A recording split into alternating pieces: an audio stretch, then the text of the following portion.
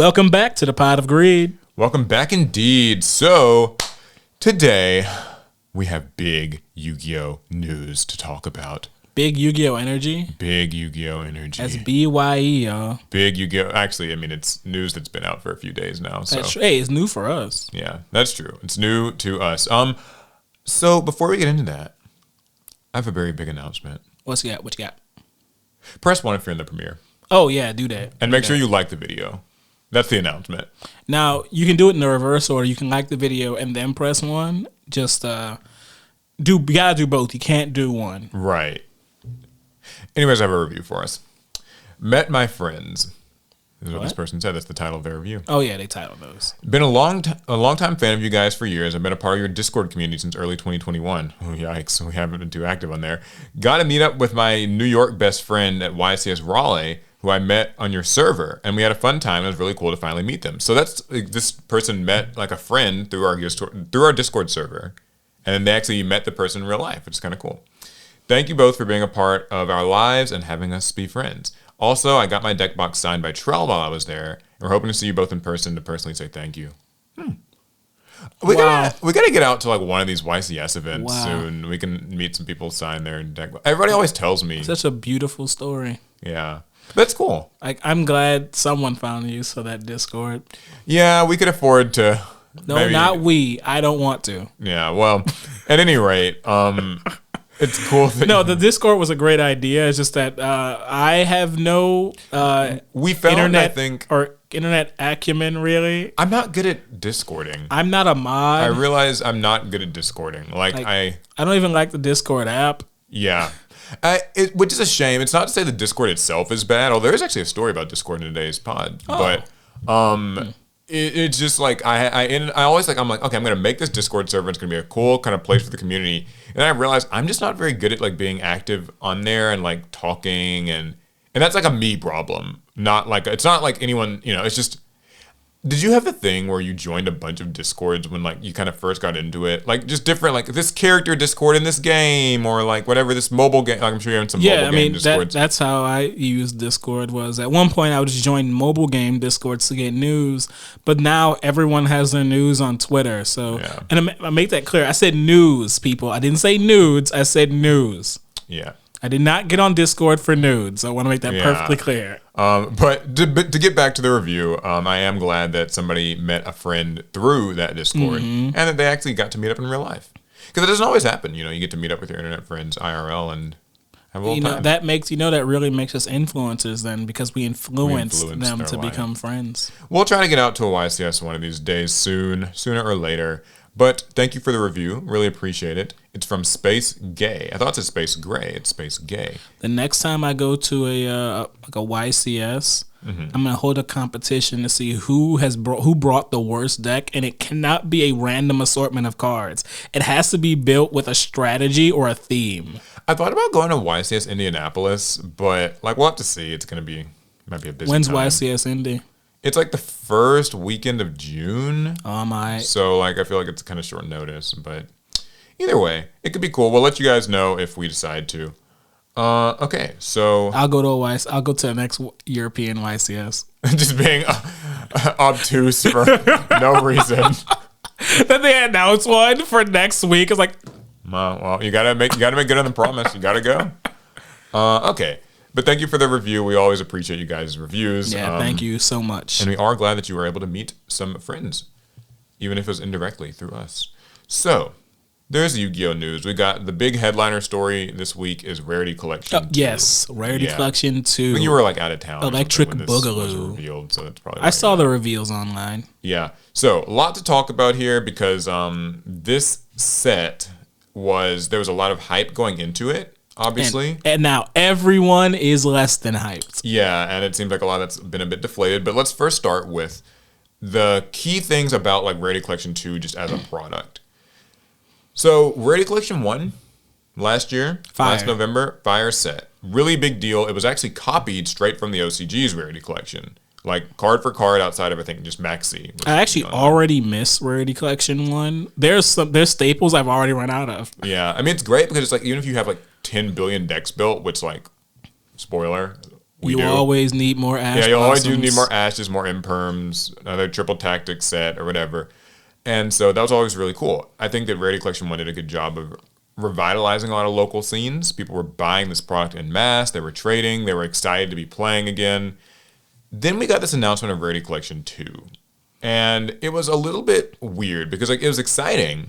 It was just so soon after 1. Yeah, just like kind of riding the high of like Rarity Collection 1, like it's crazy. Like it was so good.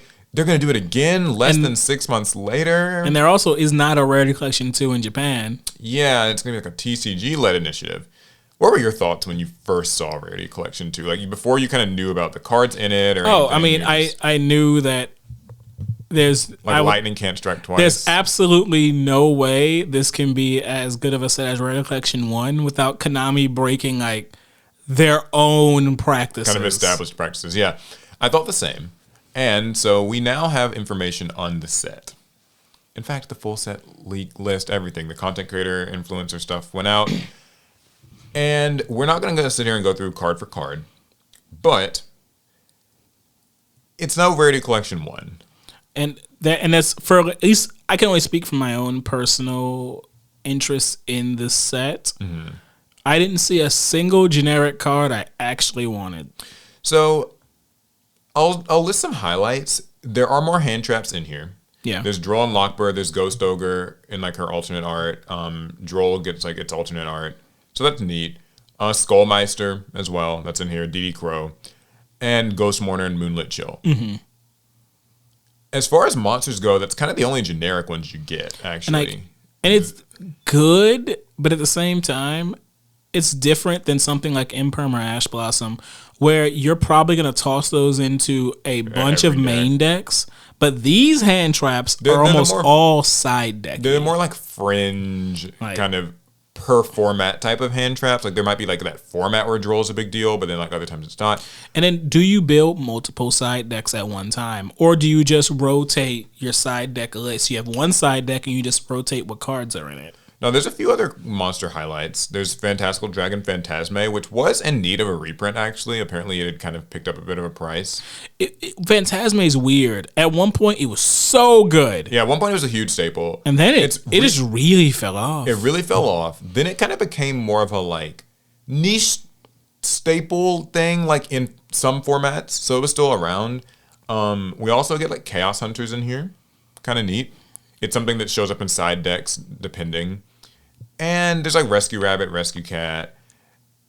Then we get the alternate art of Rescue Cat. Yeah, the alternate art of Rescue Cat, which is cute because it originally came in Gold Series only. That's actually a big trend in this set, is that a lot of cards that got their alternate arts in like Maximum Gold are getting them properly here because nobody really likes Maximum Gold. Better. I didn't like the gold foiling. Rarity, or at least I certainly don't like my it. My gold foil cards, the foiling is still on them. Though to be fair, I don't use them that much. You might be in the minority. Like apparently, most of mine. Some of that stuff, like sometimes it falls off. Oof. Like the whole gold frame. Then we get a few more like weird things. So first of all, Magician Souls is, I'd say, the last major like this needed a reprint of the main deck monsters in here. I mean, we'll never have enough Magician Souls in Yu-Gi-Oh! Now, conversely, there's cards like Pearly, just the white cat Pearly. It's in here. What rarity? I guess every rarity, yeah. And so it's Blue Eyes Jet Dragon, Illusion of Chaos. They're good reprints because like people love their Dark Magician and like Blue Eyes decks, but they're a little bit odd to see. Didn't Jet Dragon get a reprint not long ago? Or my I'm thinking of the Asian England. I'm thinking of the Asian English product. Set, yeah. So yeah, I know Jet Dragon is good. If it need a reprint, then this is good. Also, you can bling it out some. So. Yeah, Illusion of Chaos is also kind of an equivalent to that. So Ravis gets a reprint, although I don't think it needed one as much. It was already pretty affordable. It was like a rare, but there's the original Saravis, the Ancient and Ascended. Has it had a reprint after? It had a reprint after being released as a secret. Because it was a Mega 10? It was like a rare and something. Oh. So, like, it's cool. Oh, you're right. I do remember. Now, a strange inclusion here, or a little strange, is some Edison format cards that they put in here. There's Raikou Lightsworn Hunter, Super Nimble Mega Hamster, and these are cards that, and there's also some spells and traps like Book of Moon and Econ. These are weird because it's, like, good that Konami is recognizing Edison format, but it just, like, some people feel like maybe this wasn't the place to like, we want reprints of like the exciting stuff from the past year. And also you will notice like Magical Android is actually not like one of the ones that's in there. I think it depends on who's actually looking at this list. Yeah. Because for a core Yu-Gi-Oh player who doesn't play like Goat or Edison, then they wouldn't care for those prints. But then Goat and Edison like primary players wouldn't care for most of the cards on this list. It sounds so it makes like it hard to know if you should like it's probably fine in the macro scheme. Like it's probably fine. Mm-hmm. It's just but sadly for everybody, there's some cards in here that you just do not want. Now here's something kind of odd to me: Silent Magician and Silent Swordsman. I was so happy. So they're cool to see and like get in rarities, but they don't actually really get run in the Yu-Gi deck, do they? Like their original, like. Well, these aren't the originals. Like these are the retrains from like 8-ish years ago. You can work with them since they're kind of simple extenders. Yeah, and they do have their like negates. They're not maybe they didn't pick up a price or something. They needed a reprint. Mm-hmm. This was not the set to do it. Yeah, I feel like they're gonna be disappointing to like. I think people won't be super happy to pull them. Like unlike the Edison and like and more meta relevant cards, I think these cards will have the fewest amount of people happy to see them.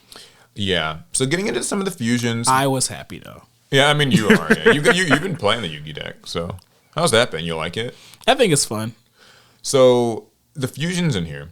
Guardian Chimera is a pretty big one. That one had developed a price. That's a lot of people always want that. Garura, Wings of Resonant Life, is another really good one. Everyone appreciates having that. Good, it's super poly target. Red Eye's Dark Dragoon actually was one that was in need of a reprint, even though it's kind of fallen out of the meta game. People don't want to run bricks anymore. Yeah, it is still a really good like kind of fan favorite anime card that had not gotten a reprint. I want to say it has it has a very shiny printing. What is it? I know you're right. It did get reprinted in a Battles of Legend where it was a Starlight rare or could come Starlight. It was Starlight, and it has some other flashy rarity. Because I have one that looks shiny, and I don't remember what it was. I don't remember. Yeah, me neither. But either way, it's in here, and that's kind of cool. There's some synchros, some of which are very clearly Edison inspired. You got Trishula and TG Hyper Librarian in here. Cool. Why? I'm just salty about this. Why are we getting another Trishula print? Yeah, I feel like Trishula wasn't too hard to get these days. It was in the Hidden Arsenal and the Ice Barrier Ice Barrier deck. structure, Hidden Arsenal. It's like, but Magical Android, a card that clearly needs a reprint, was left out. There's also another big synchro, Trident Dragion, that like it's a little expensive these days. I feel like those two cards not being in the set was very much on purpose. That they were going to use those cards on future sets. I have big thoughts on that, and we'll get to them. Okay. Don't you worry. But continuing the synchros, Cypher and Lord Omega, this is actually a decent one. I wasn't aware of it, but Omega hasn't actually been reprinted in a bit now. So what, 2 printings? It's had like 2 or 3 printings before now, but like the most recent one was some years ago. And because like Cypher and Gamma is an often played hand trap, this actually makes some sense. Clearwing Synchro Dragon, kind of weird. Blue Eye Spirit Clearwing, I honestly think is a terrible spot. Or Crystal Wing, sorry. Oh, Crystal Wing. It's Crystal Wing, not Clearwing. Okay, not so as... a little better. It's better. It's a little better. Psychic again, Punishers in here, Coral Dragon, some stuff like that. Some Xyz monsters that came in here. Abyss Dweller, I don't know that we needed it. We didn't need it, but I guess it's never had like a higher rarity, so... Yeah, I don't think... I think its first printing was Super. Its first printing was Super. It's had gold printings. It's gotten an ulti in an OTS pack. There's an ulti? So I guess it actually... it does have an ulti. I need one of those. Yeah. The other Xyz are not like super notable. A couple of neat ones. Exo Sisters Magnifica is a really big deal, actually, because it is a card that missed out on the 10 reprints last year. When all the other Exo Sisters were in last year's 10s as like cool little rarity Magnifica upgrades, up till now has no reprint. Yeah, it hadn't. It actually had gotten high in price. That is weird. So it's finally printed in here. Odd, but like appreciated. That's a weird miss for like a waifu archetype. Yeah, you would assume that those would... You'd think they'd be more on top of it, but okay. Earlier. I'll support it. Some Link monsters like the alternate art Apollosa. That's a pretty big deal. Right before she gets banned. Assuming that she doesn't get banned here in the next little bit. IP Masquerena again. no one's going to complain about having more copies of a lot of this stuff. Unchained Soul of Rage is actually a good one because the Unchained deck is like kind of popular. Yeah. Wait, is it just Rage? Just Unchained Soul of Rage. I mean, that is the most usable one if you're using the extra deck engine. It's just because like Yama is a recent enough card that it'll probably be in the tens.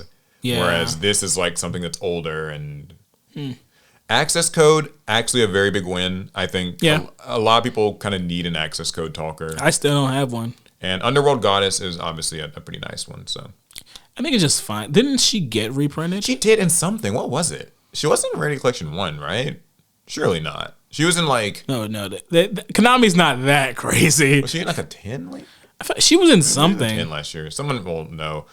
So some decent Link monsters. I think that they actually nailed the Link monsters surprisingly well. There's also like Hieratic Seal of the Heavenly Spheres, which is a fairly old Link at this point. Yeah, I think it needed a reprint. So a lot of those old cards from the old Link Vrain sets. They're just old. Some just haven't really gotten printed in a while. And soon, they just waiting to be banned like I sold. Now, as for the spells, I actually think, I'm just going to say before we get into them, I think that these are actually the most, I don't want to say the word disappointing. We're going to say the weakest part. The weakest part. Okay. We're getting better at being more corporate speak. The weakest part of the product. Gotta remain hireable. Yeah. So the spells aren't super impressive. You know, with Rarity Collection 1, we got Pot of Prosperity. We got Triple Tactics Talents. Fire. Right? Like you're eating good. Yeah. Here, some highlights are Crossout Designator. That needed a reprint. That was one that was actually, it's very popular recently, and it's only been printed, I think, in its original 10, like in 2022. Oh my, the 10 was its first printing. Yeah. I was literally about to say, I was like, no, it got reprinted in a Mega 10. No, it was printed in the 10. It might have gotten a second printing somewhere, like, or something, but like it's been a tough one. It's got a price. That's actually kind of where the highlights of like the spells mostly stop. That's not good if it starts and stops at Crossout. Well, because everything else is either very deck specific, like you get Exorcist or Pax again for some reason, because that's already had reprints, and like the Pressured Planet, Peaceful Planet, the Primitive Planet, Primeval Planet. We knew we were getting the field spells. A couple of the Pirelli cards or Pearly cards. Pearly Pretty Memory, My Friend Pearly. Just those two. Were those commons in the deck? They were like ultras in their original set. Or at least My Friend Pearly was. I don't know about I don't remember. Maybe the idea is they filled out the spells to justify some of the monsters they put into the deck, into the set. Yeah. Or it was really like one monster. And Pearly's in there, so we got to put some of the Pearly cards in here. Fusion Deployment's like kind of, it's in there. That's odd. Abomination's Prison's a good one.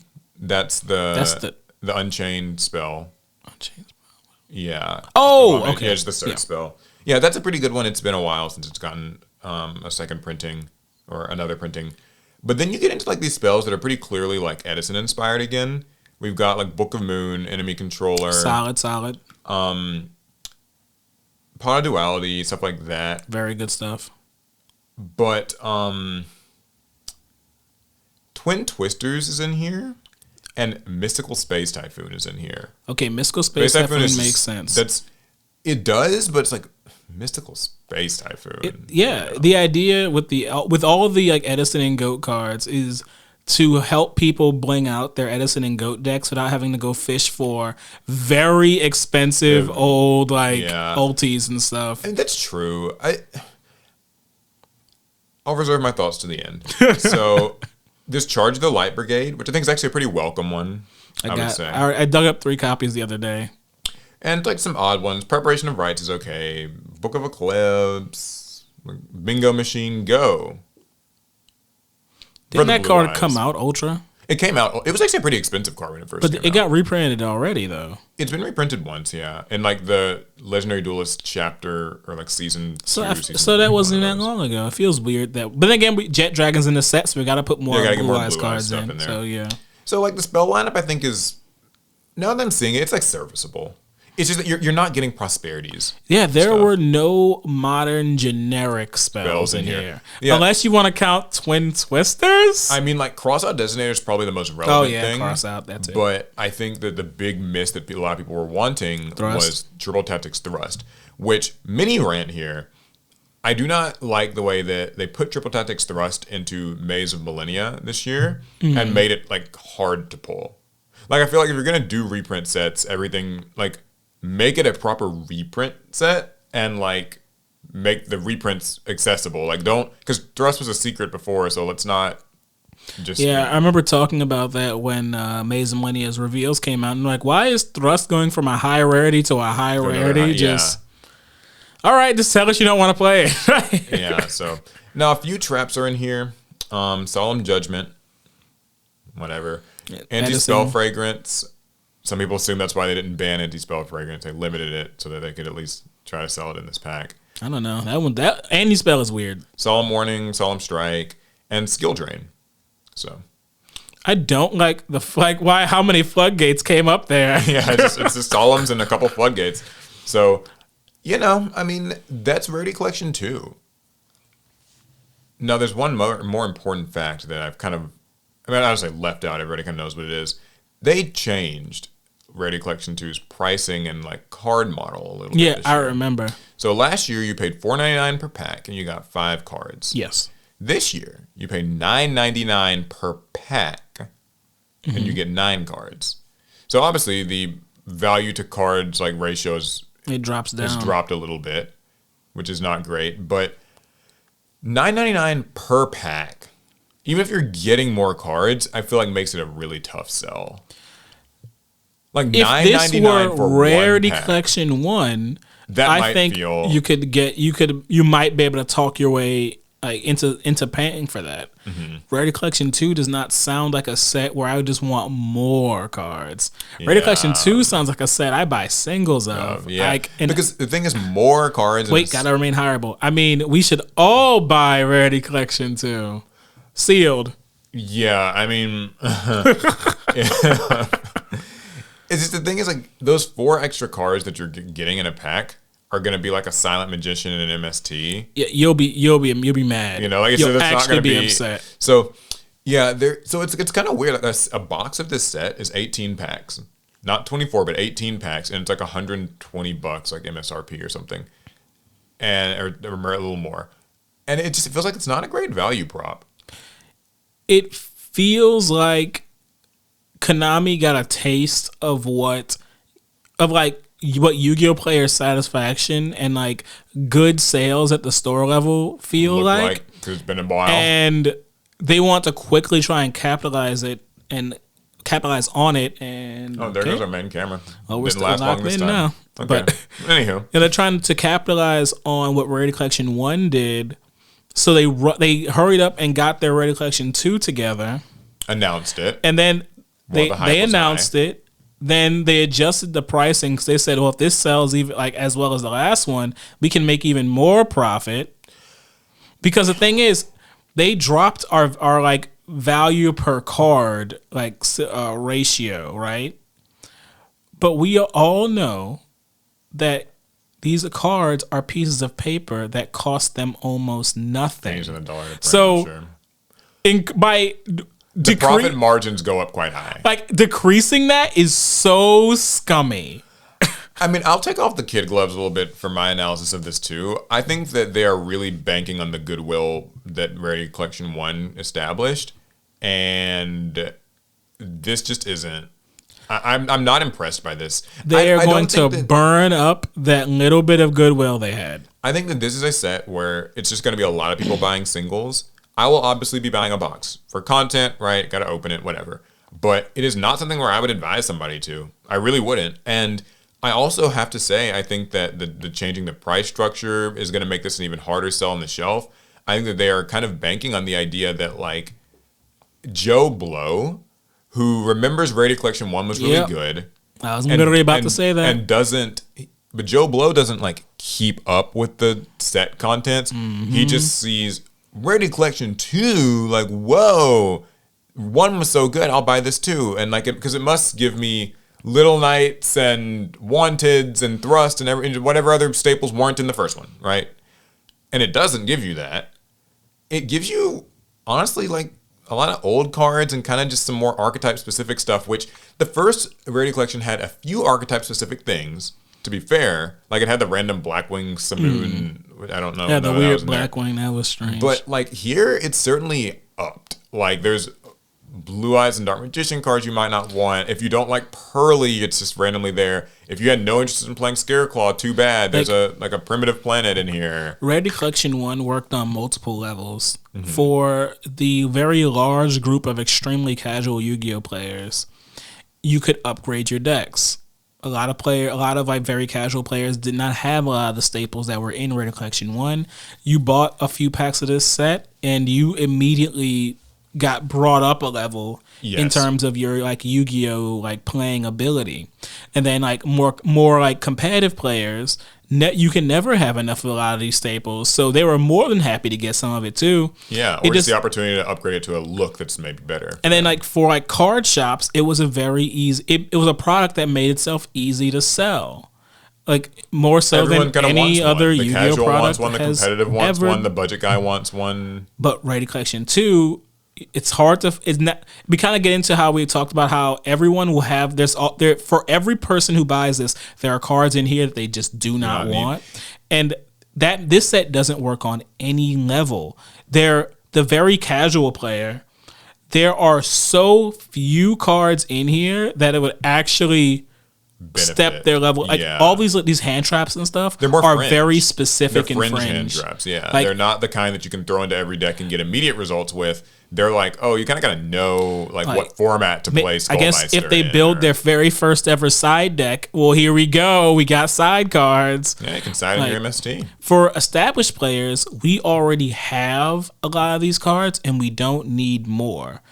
Are you throwing 3 Droll into every single deck you build, or do you have 3 Droll that you just side? You just side, or you just have. Like, hey.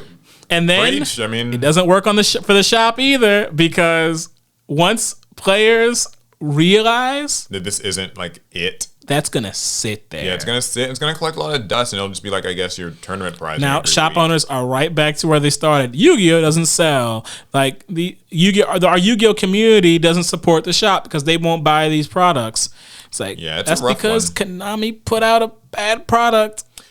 Yeah, and like, I'll be charitable to this in the sense that, like, I do not think, like, I always have to kind of, like, back up, because I plan to make a whole video on, like, reprint stuff, like a Paul Talks kind of video. If we zoom out, there's never a bad thing about a reprint set coming out in a, like, net benefits way. Like, it is better that these cards are reprinted here than not, right? Like, someone can now get some cards that they did not have.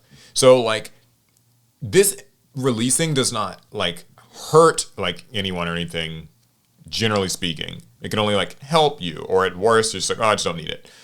But I do think that this sort of has this weird side effect on other reprint products, because you kind of explicitly know that any card that wasn't in here, and there's a few, like Diviner the Herald, people wanted that. Kashtera Fenrir, people wanted that. And like obviously Trident Dragion, among a few others. Any card that isn't in here, but then like is in Battles of Legend, which by the way comes out 1 month after this. It's not long. Or anything that's in the tins that's not in here, you know, was a conscious decision to exclude. Because like, you know, spoiler, they just recently announced that Trident Dragion is going to be in the tins this year. It's a random 1-card announcement they made on social media. And it's like, well, A, that's really late because like Tenpai came out in April and you know they'll wait till September to get them. But it's kind of like, well, you could have put it in Rarity Collection then and you chose not to. But from Konami's perspective, they have to try to prorate these cards a little bit so that like each set can have something you buy it for. Like Battles of Legend in its little sales blurb says like reprints of popular tournament cards.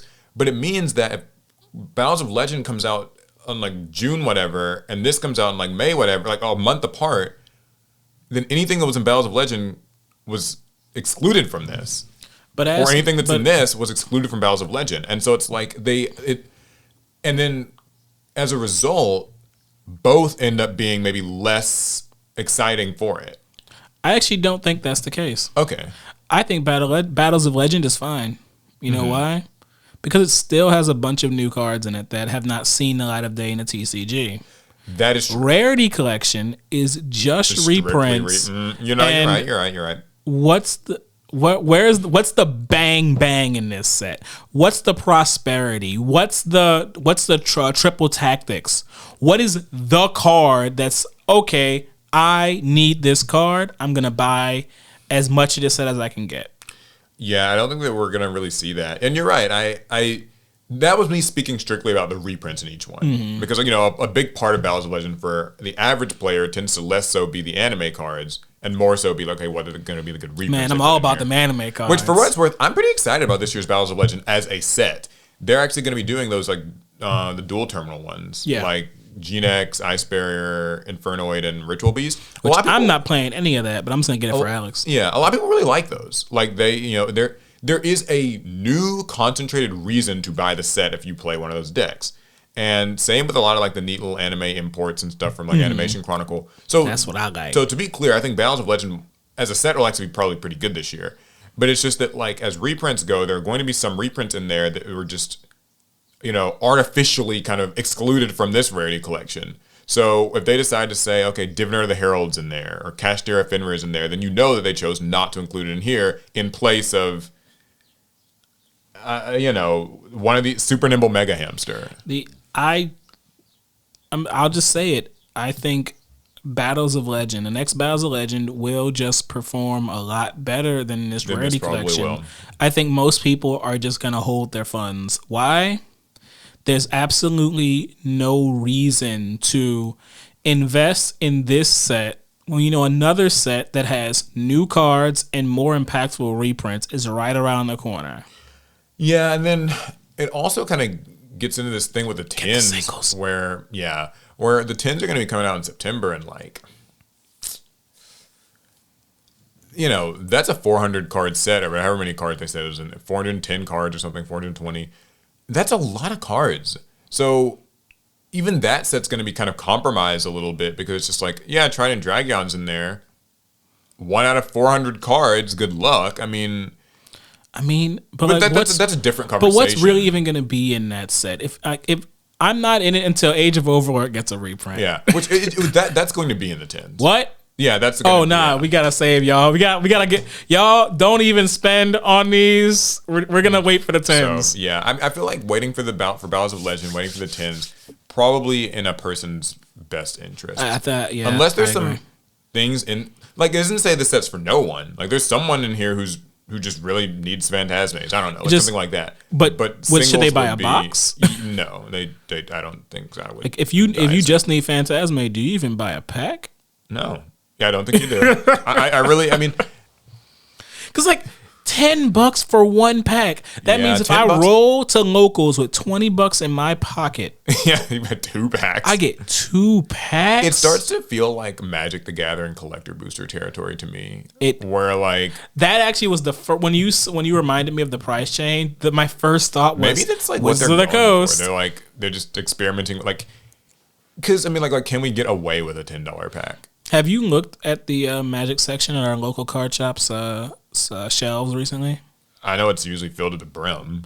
Yeah, with things that don't always sell. Those sets are just sitting there to this day. Boosters. For what it's worth, Yu-Gi-Oh, older Yu-Gi-Oh sets can be the same way. Yeah, but the thing is, our shop's but now we're making new sets that are just gonna immediately sit. Yeah, I don't know. I would like to be maybe surprised by Rarity Collection 2. It's so odd. I think that this as a reprint set might have actually been more popular if they had changed 2 specific things about it. Don't call it Rarity Collection 2 and just go with the same kind of pricing structure as before. Mm-hmm. And suddenly this goes from being ugh to fine. You know what I think would have saved it? Just put Thrust in it. That would have helped. if Triple Tactics Thrust was in this set, I think the whole conversation would have changed. Yeah. An accessible reprint of Thrust? It could have been that. It could be Thrust or Little Knight. Throw that in. Okay, all right, let's relax. This didn't even get Chaos Angel and stuff. People thought there was going to be Guiding Quim and Chaos Angel. Oh my gosh, yeah, no Chaos Angel? It's just a bizarrely... I hadn't even thought about that. ...underwhelming set. So when are we going to get a Chaos Angel reprint? The tins. Wow. The tins. All right, good luck. 1 in 400 something. Good luck. So All right, guys. I'm not saying don't buy this set, even though I've said that a few times now. I'm just saying we have some really good stuff around the corner. Stuff around the corner, and I can't tell you how to spend your money, right? Like, it's your money, do what you want. But if it was me, I would buy singles on this one. If I can influence you guys in any way, I'd do what he said. Being an influencer, let me influence at least this one purchase. Even though I feel like anyone watching us has already had come to the same conclusion. Yeah, I mean, you know where we stand on this sort of stuff. I'm not about to sit here and like try to sell every little thing that Konami makes. I think this one's a miss. I think there are sets that are good, and there are sets that are not as good, and this is a not as good one. And I know we've been beating down it for a while, but I got beat down a little bit more. I hate that like local game stores will pay the price. Because they're gonna pay the price for this and they couldn't have known when they had to put their orders in for this set. No one knew the set list. Yeah, they have to. That's the thing a lot of people don't know actually is local game stores have to put in those pre-orders like 6 months out for these sets. And this was not a Japanese set, so there's no indication of how good or bad the set will be. And they were probably operating under the knowledge that Rarity Collection 1 sold well at my card shop, so 2 must be like worth it. So I fear for the shops that like ordered more than usual of this, and might suddenly find that it's y'all about to start playing for Rarity Collection 2 packs in tournament, which isn't. I mean, as a tournament prize, like sure, whatever, but I just wouldn't like willingly buy it. I'd be like, where are OTS packs? Oh, y'all get those after these Rarity Collections. I haven't run out of that. So that's Rarity Collection 2. All in all, it's a little disappointing. I don't think that it is a trash garbage pile set. I know some people have said that. I think that it is just so overwhelmingly mid that he dropped the mid you word. Should just wait for other stuff. So anywho, okay, there's a little bit more Yu-Gi-Oh news to just kind of like briefly touch on. Last week we did not talk about the new Lost Art cards. There are some new Lost Arts that have been... I didn't want to talk about it. There was no new waifu. Yeah, here, let me see if I can find them. I just remember that there's a handful of like cards that they showed, and then also they're reprinting Monster Reborn. I remember a few off the top of my head. Okay. Just like Ultimate Offering and Ultimate Offering got their Lost Arts. Which are very similar, but that makes sense because one's based off the other. Mm-hmm. Which, I mean, you saw the Lost Art for Ultimate Offering. How did we end up with the artwork that we got? Yeah, it's one of those complete redraw ones. It was just like they must have told an artist like the inspiration for this card is an Ultimate Offering, and just to draw whatever comes to mind. We will not show you what the Japanese version looked like. Just make it safe for kids. Yeah, I'm just scrolling down here trying to find them. It's so weird to have reprints of Lost Arts. Yeah, okay, so here's the cards. Okay. There's Treeborn Frog, he gets the halo back. Which I think is cool. Small but cool. One. You get Exodia Necros, which just gets back like the stuff that Exodia, kind of the little thing in his chest or whatever. I'm not sure what it's like the Monster Reborn. The Ankh. The Ankh. Like, yeah, they changed that. Gimmick Puppet Jury Doll gets to have her inky her blood thing back. Yeah. Eldritch the Golden Lord, the body that like the fallen bodies he's sitting on. It feels so weird to me that was removed in the first place. We also get Double Trap Hole, where they replace the... Is that a busty doll? A busty little like doll with a piece of meat.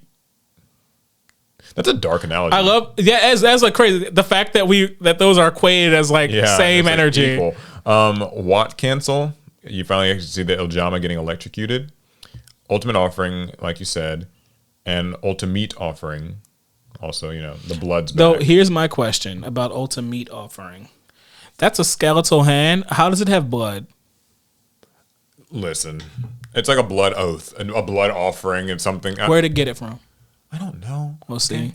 But more importantly, they're reprinting the Lost Art Monster Reborn in this set, which is cool. Number one, that is cool. Everyone likes the Ankh Monster Reborn. But we are reprinting Lost Arts now.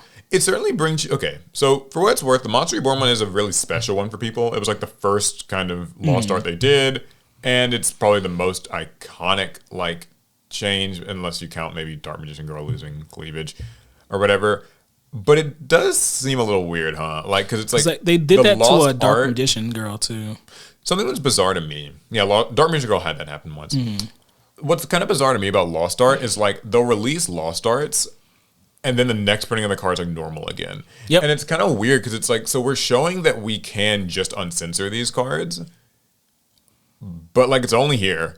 It's not even a one-time thing. It's like we can uncensor them. We can reprint them uncensored and then print them censored some more. It kind of gets a little bit, it's like a little fishy. Because my thing with Lost Arts, I always operated under this idea that because we went right back to censoring cards after the initial Lost Arts came out, I'm like, well, these are fairly exclusive, so they're fun to collect. But now that they shown, we'll also just reprint Lost Arts, and I'm like, so now, like Konami, what is actually going on? What is the goal here? To me, reprinting Lost Arts isn't a bad thing. What's a bad thing to me is reprinting them in the face of the fact that you have since released the same censored art in between the print. So it's just like, because when I first heard of Lost Art, here's what I thought. I thought Lost Art implied, okay, old cards that were censored and we're re-releasing them with like the original art, and it's like a cool collector's thing. And from here on out, we will also just not like be censoring.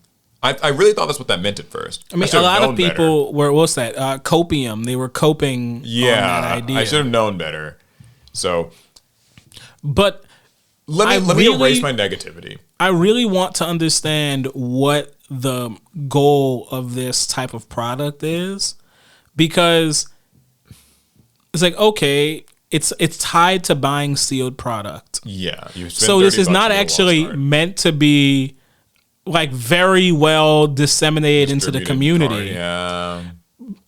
It's like a prize of a loyalty badge, maybe. Like, you know, you buy your Yu-Gi-Oh products and like you kind of get an exclusive.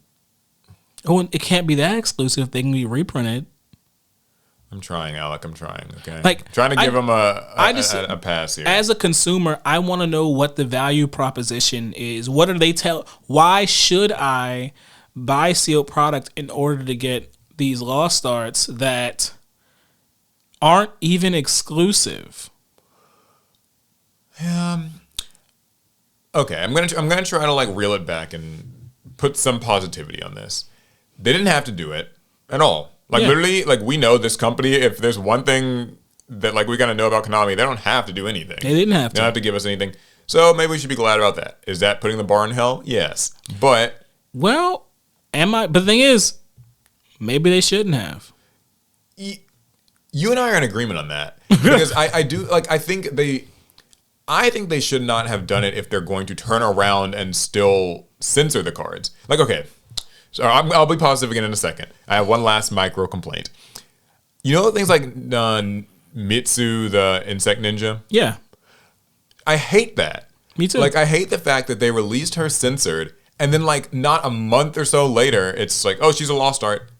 She came out a month ago. You could have just not censored her. Like, if it's that, I don't understand. And it left me in a bind because I had the Starlight Mitsu who's censored. Yeah. They're like, oh no, but he has an uncensored one, but she's ultra rare, and I'm like, why did y'all do this to me? So it's like, do you want the ultra rare uncensored, or do you want like the high rarity like Starlight or whatever, whatever it was, like?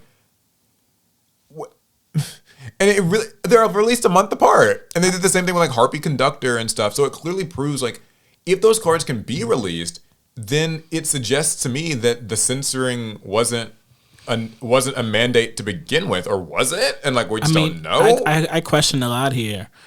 Yu-Gi-Oh cards are censored because, or we don't know for a fact, but we believe they're censored because of American sensibilities and children and whatnot. Yeah. But when I buy my $30 worth of sealed product, is that the threshold? Nobody IDs me. No one asks any questions. If I'm 5 and I spend $30 on sealed product, are you gonna give me a Cyber Angel Edaten? They'll still give it to you, yeah.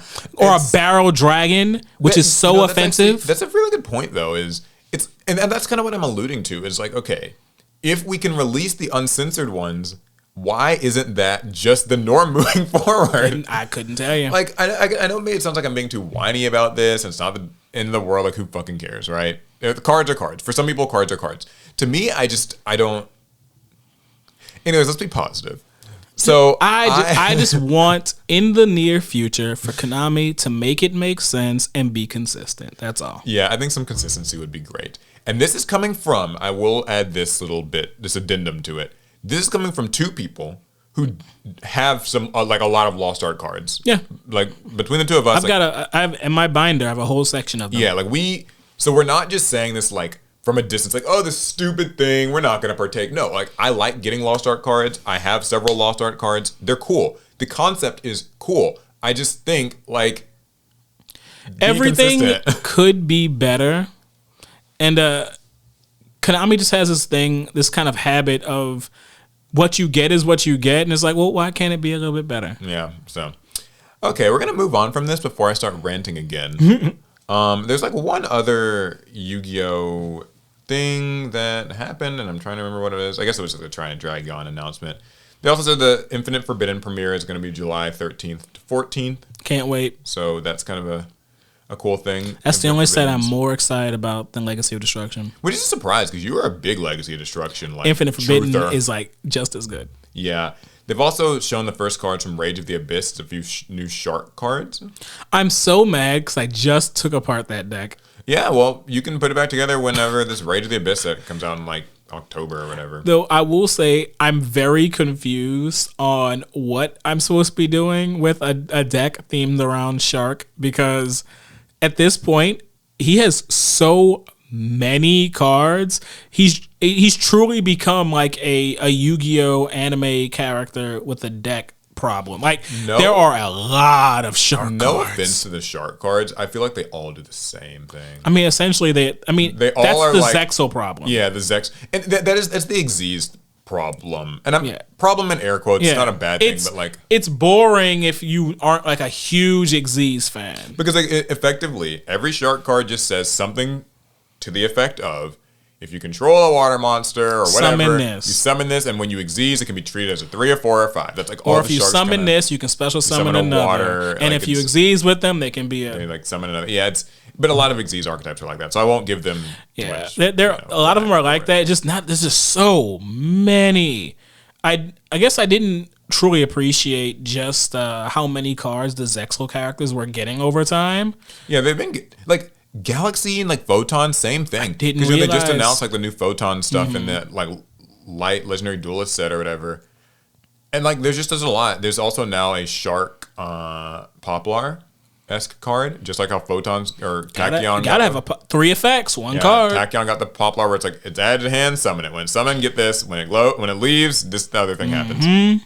That is the new Poplar design. Like I think what's more fun to me is, you know, the full armor Xyz package, which is very popular amongst a lot of Xyz focused decks. You know, that is a Shark theme. So getting to use that in a thematically correct way feels like fun. I agree.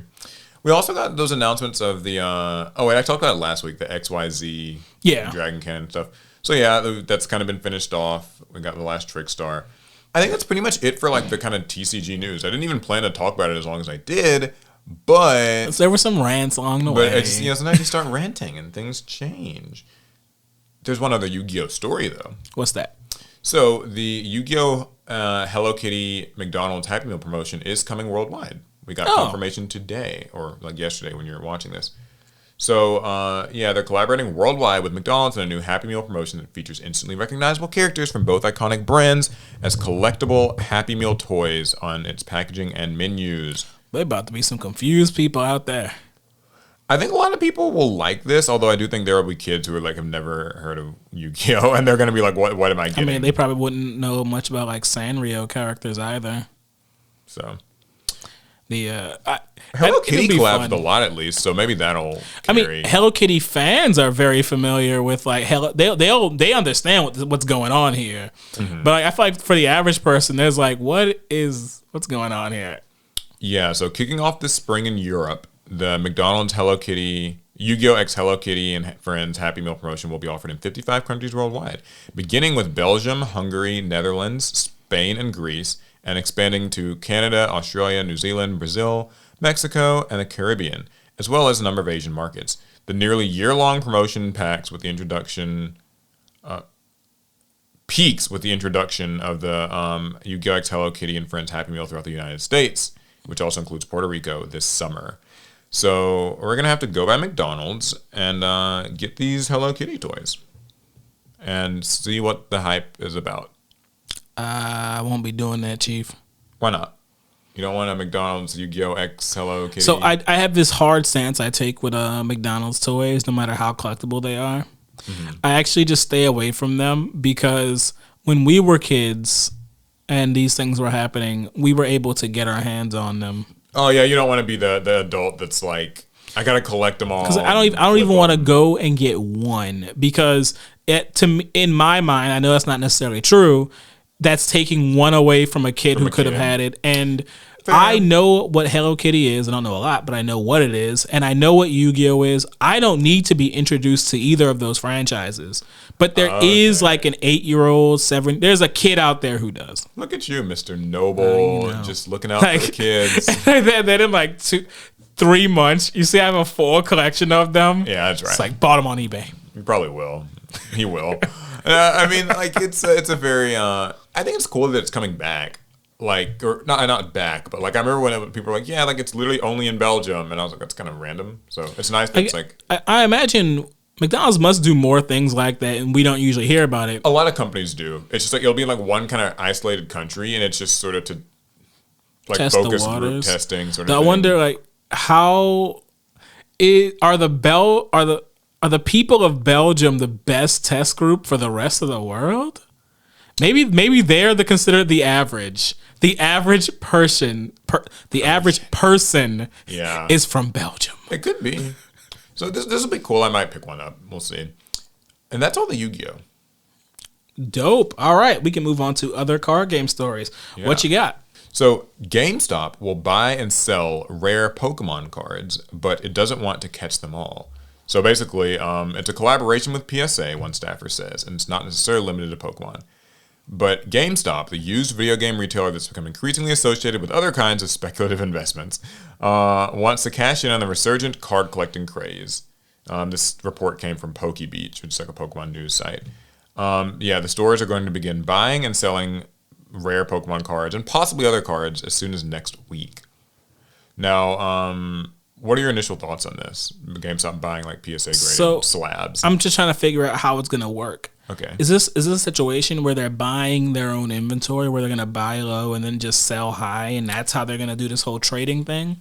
Or will PSA provide them with some type of initial stock where they can sell those to get Pokemon people in the door, and then they're like, hey, but you can also sell your other ones here? Probably the former. Could be the latter. GameStop apparently doesn't just want any cards, though. Employees across multiple states say they'll only be buying cards that have already been graded by PSA at an 8 or higher. So an 8, a 9, or a 10, meaning they're in near perfect or near mint condition or better with only slight imperfections. Now, also, here's another thing. GameStop will not accept any cards valued at over $500. So, like, you'll have to find somewhere else to sell your PSA 10 Shadowless First Edition Charizard.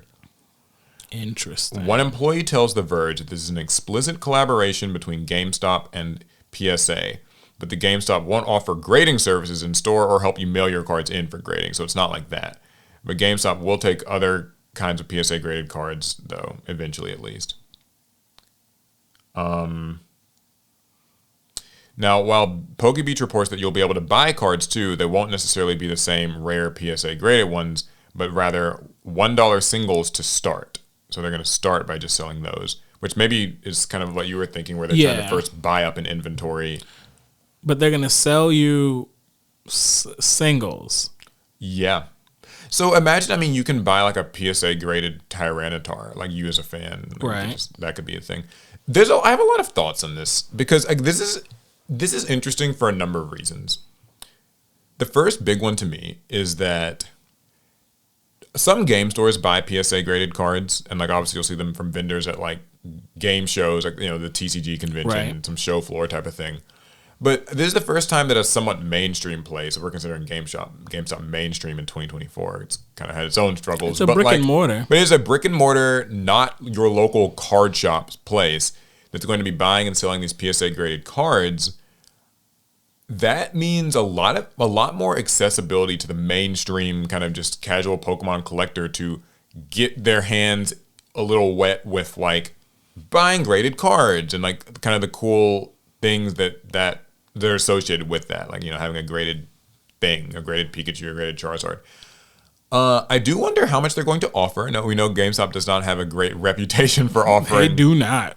You know, great money on your video game. Here's your whole like room's worth of video games. Best we can do is $13. So, you know, we don't know exactly how much they're going to be offering. It sounds like you're thinking something. Oh yeah. Yeah, what are you thinking? What's going on in your head? All right. So we all know GameStop is desperate. Yeah. So I am not at all surprised about an announcement like this. This is certainly the type of deal that GameStop would make when they're trying to find literally any foothold to stay, not even competitive, just to stay around in 2024. However, it is an important however. Mm-hmm. I don't think there's much value here. You don't think there is? Okay. I don't. Mm-hmm. So, sure, they'll sell you some cheap PSA graded cards. That's value, right? But then, who in their right mind is selling their PSA graded cards to GameStop of all people? When GameStop is unlikely to be they're unlikely to take into account the cost of you grading the card. So they might have their own market value for your card. And you might say, well, I got it graded so I could sell it to you guys, and it cost me X amount, so I'd like to be able to make that back too. I highly doubt GameStop's going to take that into account. It feels to me that if you sell to GameStop, you're just going to sell at a loss. So if you'd asked me this a year ago, I'd have been like, yep, you're totally right. I still think, like, good points.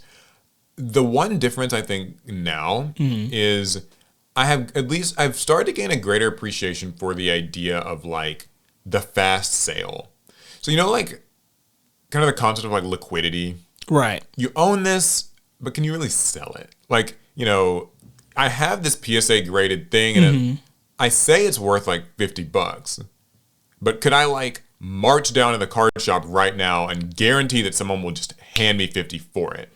And in some cases, that's not really true. I remember when we went to TCG-Con earlier this year, I sold a lot of like loose foil, like Yu-Gi-Oh cards that I had. And I got like ripped off on them by most people's standards. I was like selling at vendor prices. So literally they were buying, you know, a card that was worth like $20 from me for like 12, maybe 10. Right. But I got rid of a lot of cards I didn't want, and I got money. And it was fast, and then the money was in my hand. I think there could at least be some appeal for people who have slabs, because, you know, there are a lot of people who like really collect these slabs, and they've got a lot of them. And some of them have maybe gone a little up in price or a little down in price. Maybe they're taking up a lot of space, and it's kind of hard to like sell on eBay because, you know, eBay takes time, seller fees, you have to do shipping. Maybe there is value in a place where you can like, okay, I can just go to GameStop, sell the stuff. I'm not interested in getting my full value's worth. I'm interested in getting some value for something that I have struggled to sell. And I get that. However, this is GameStop, and they've already said like one of the nails in the coffin. Okay. They won't accept cards over $500. Well, the thing is, I still think there are a lot of cards that are worth like maybe just 50 or 100, and that might be what you're trying to get rid of. But then, so if they have a cap at how much an individual card is worth, I am willing to bet they have a cap on how much the dollar amount you can sell to like them at total. Yeah. Oh, well, we haven't heard anything about that. We haven't. So. I'm in no way optimistic about this practice. Okay. It feels to me they're withholding information that reveals exactly what this is, and I'm going to say it. It's a scam. Well, you'll be happy to know that I've actually heard some insider information from one of our editors about this. Oh, okay. Because they collect Pokemon cards, and they have some graded cards, and they had a friend who went to their local GameStop and got some of the cards and like traded in some of their cards. Already? When did this come out? Yeah, the story broke last week. Oh, okay. But they've started, some GameStops have started doing it as early as like this week. Okay. And so their friend went and he was like selling some cards. Apparently some interesting tidbits.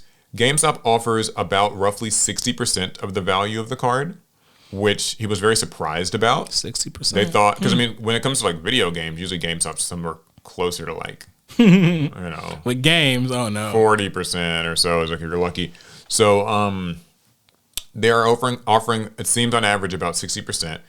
They weren't sure where the prices, like the values came from, because they didn't match PSA, but they also did not seem to match eBay. So GameStop has its own maybe internal system for deciding what stuff is worth. He said that when he sold those cards in, that some of the cards were valued, surprised him because they were actually valued at more than what they're traditionally seen as worth online, but on average they were less.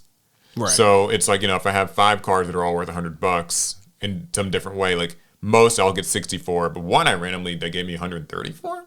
Kind of weird. So it's like we don't know exactly where they're getting their prices from. Also, the cards that you trade in will, he was told by an employee, not actually be sold at that location, or not necessarily be sold at that location. Right. So you trade in a few of your slabs, but like they might get sold kind of just in this region at other GameStops, which could be like good and bad. I think that's probably good, since it means like someone can't, or a group of people can't just kind of run the local GameStop scene. I could see like issues with that happening. Or maybe certain GameStops are like, oh, we have a shortage of Swamperts. I mean, so there's something like that. I look at it as there's a market problem with this entire kind of scheme they have going.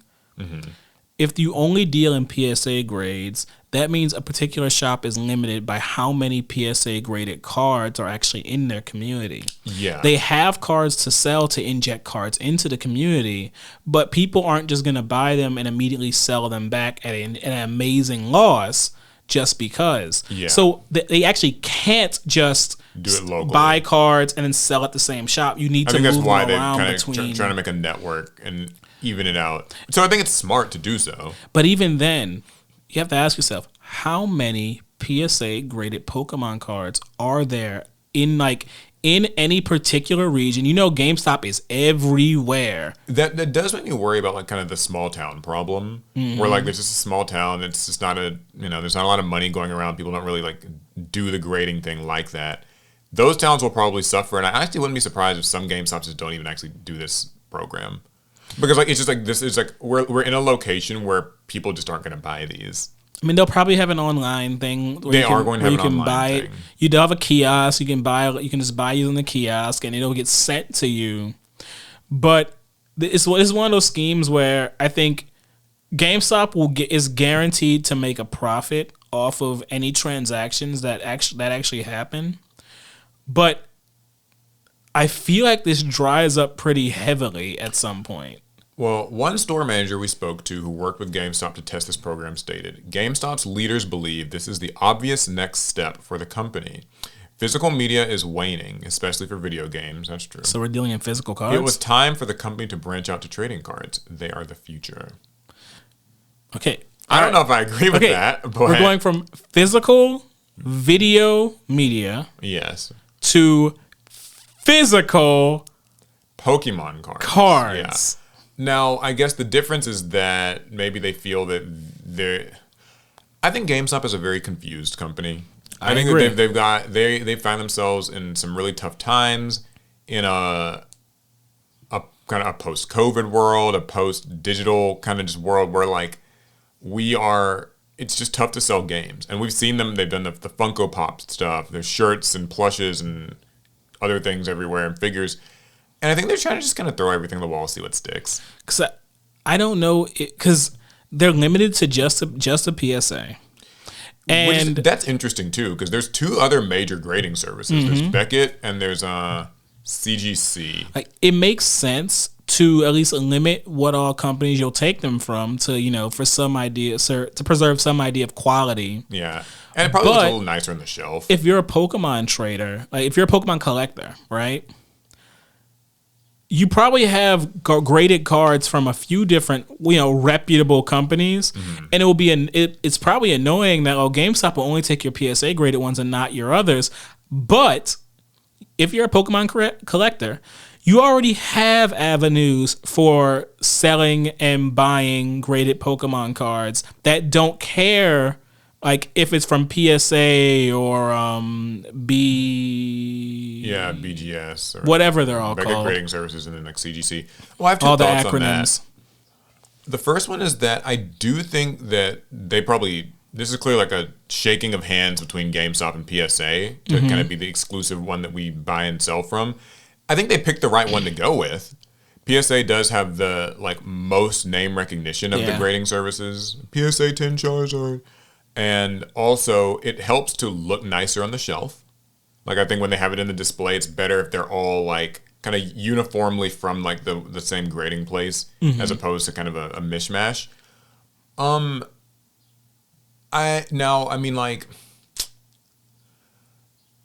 I think for collectors, and I'm maybe speaking a bit out of turn here, because I don't know exactly, most collectors stick to one grading service when it's their cards they're getting graded. Now, obviously, if I'm buying like the Yugioh I've always wanted my whole life, I might just buy it no matter, I'm buying it graded, like pre-graded from someone on eBay. I'll take the PSA one even if I'm a BGC or a BGS, diehard.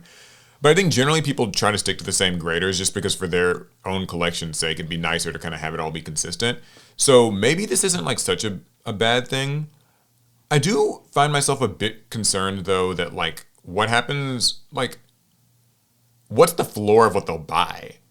Like, because, like in this article, they talk about, like, okay, $500 or more, like, we won't buy anything that's over, the high-end stuff. But I'm wondering, too, like, what's the low end? Can little Jimmy just, like, come and sell his weird graded, like, $2 thing that he got at a convention once he went to with Dad?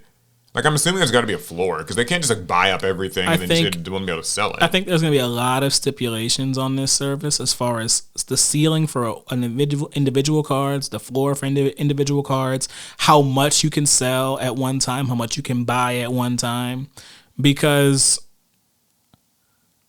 I don't trust GameStop one bit. You just don't have any. And I don't think any gamer really does.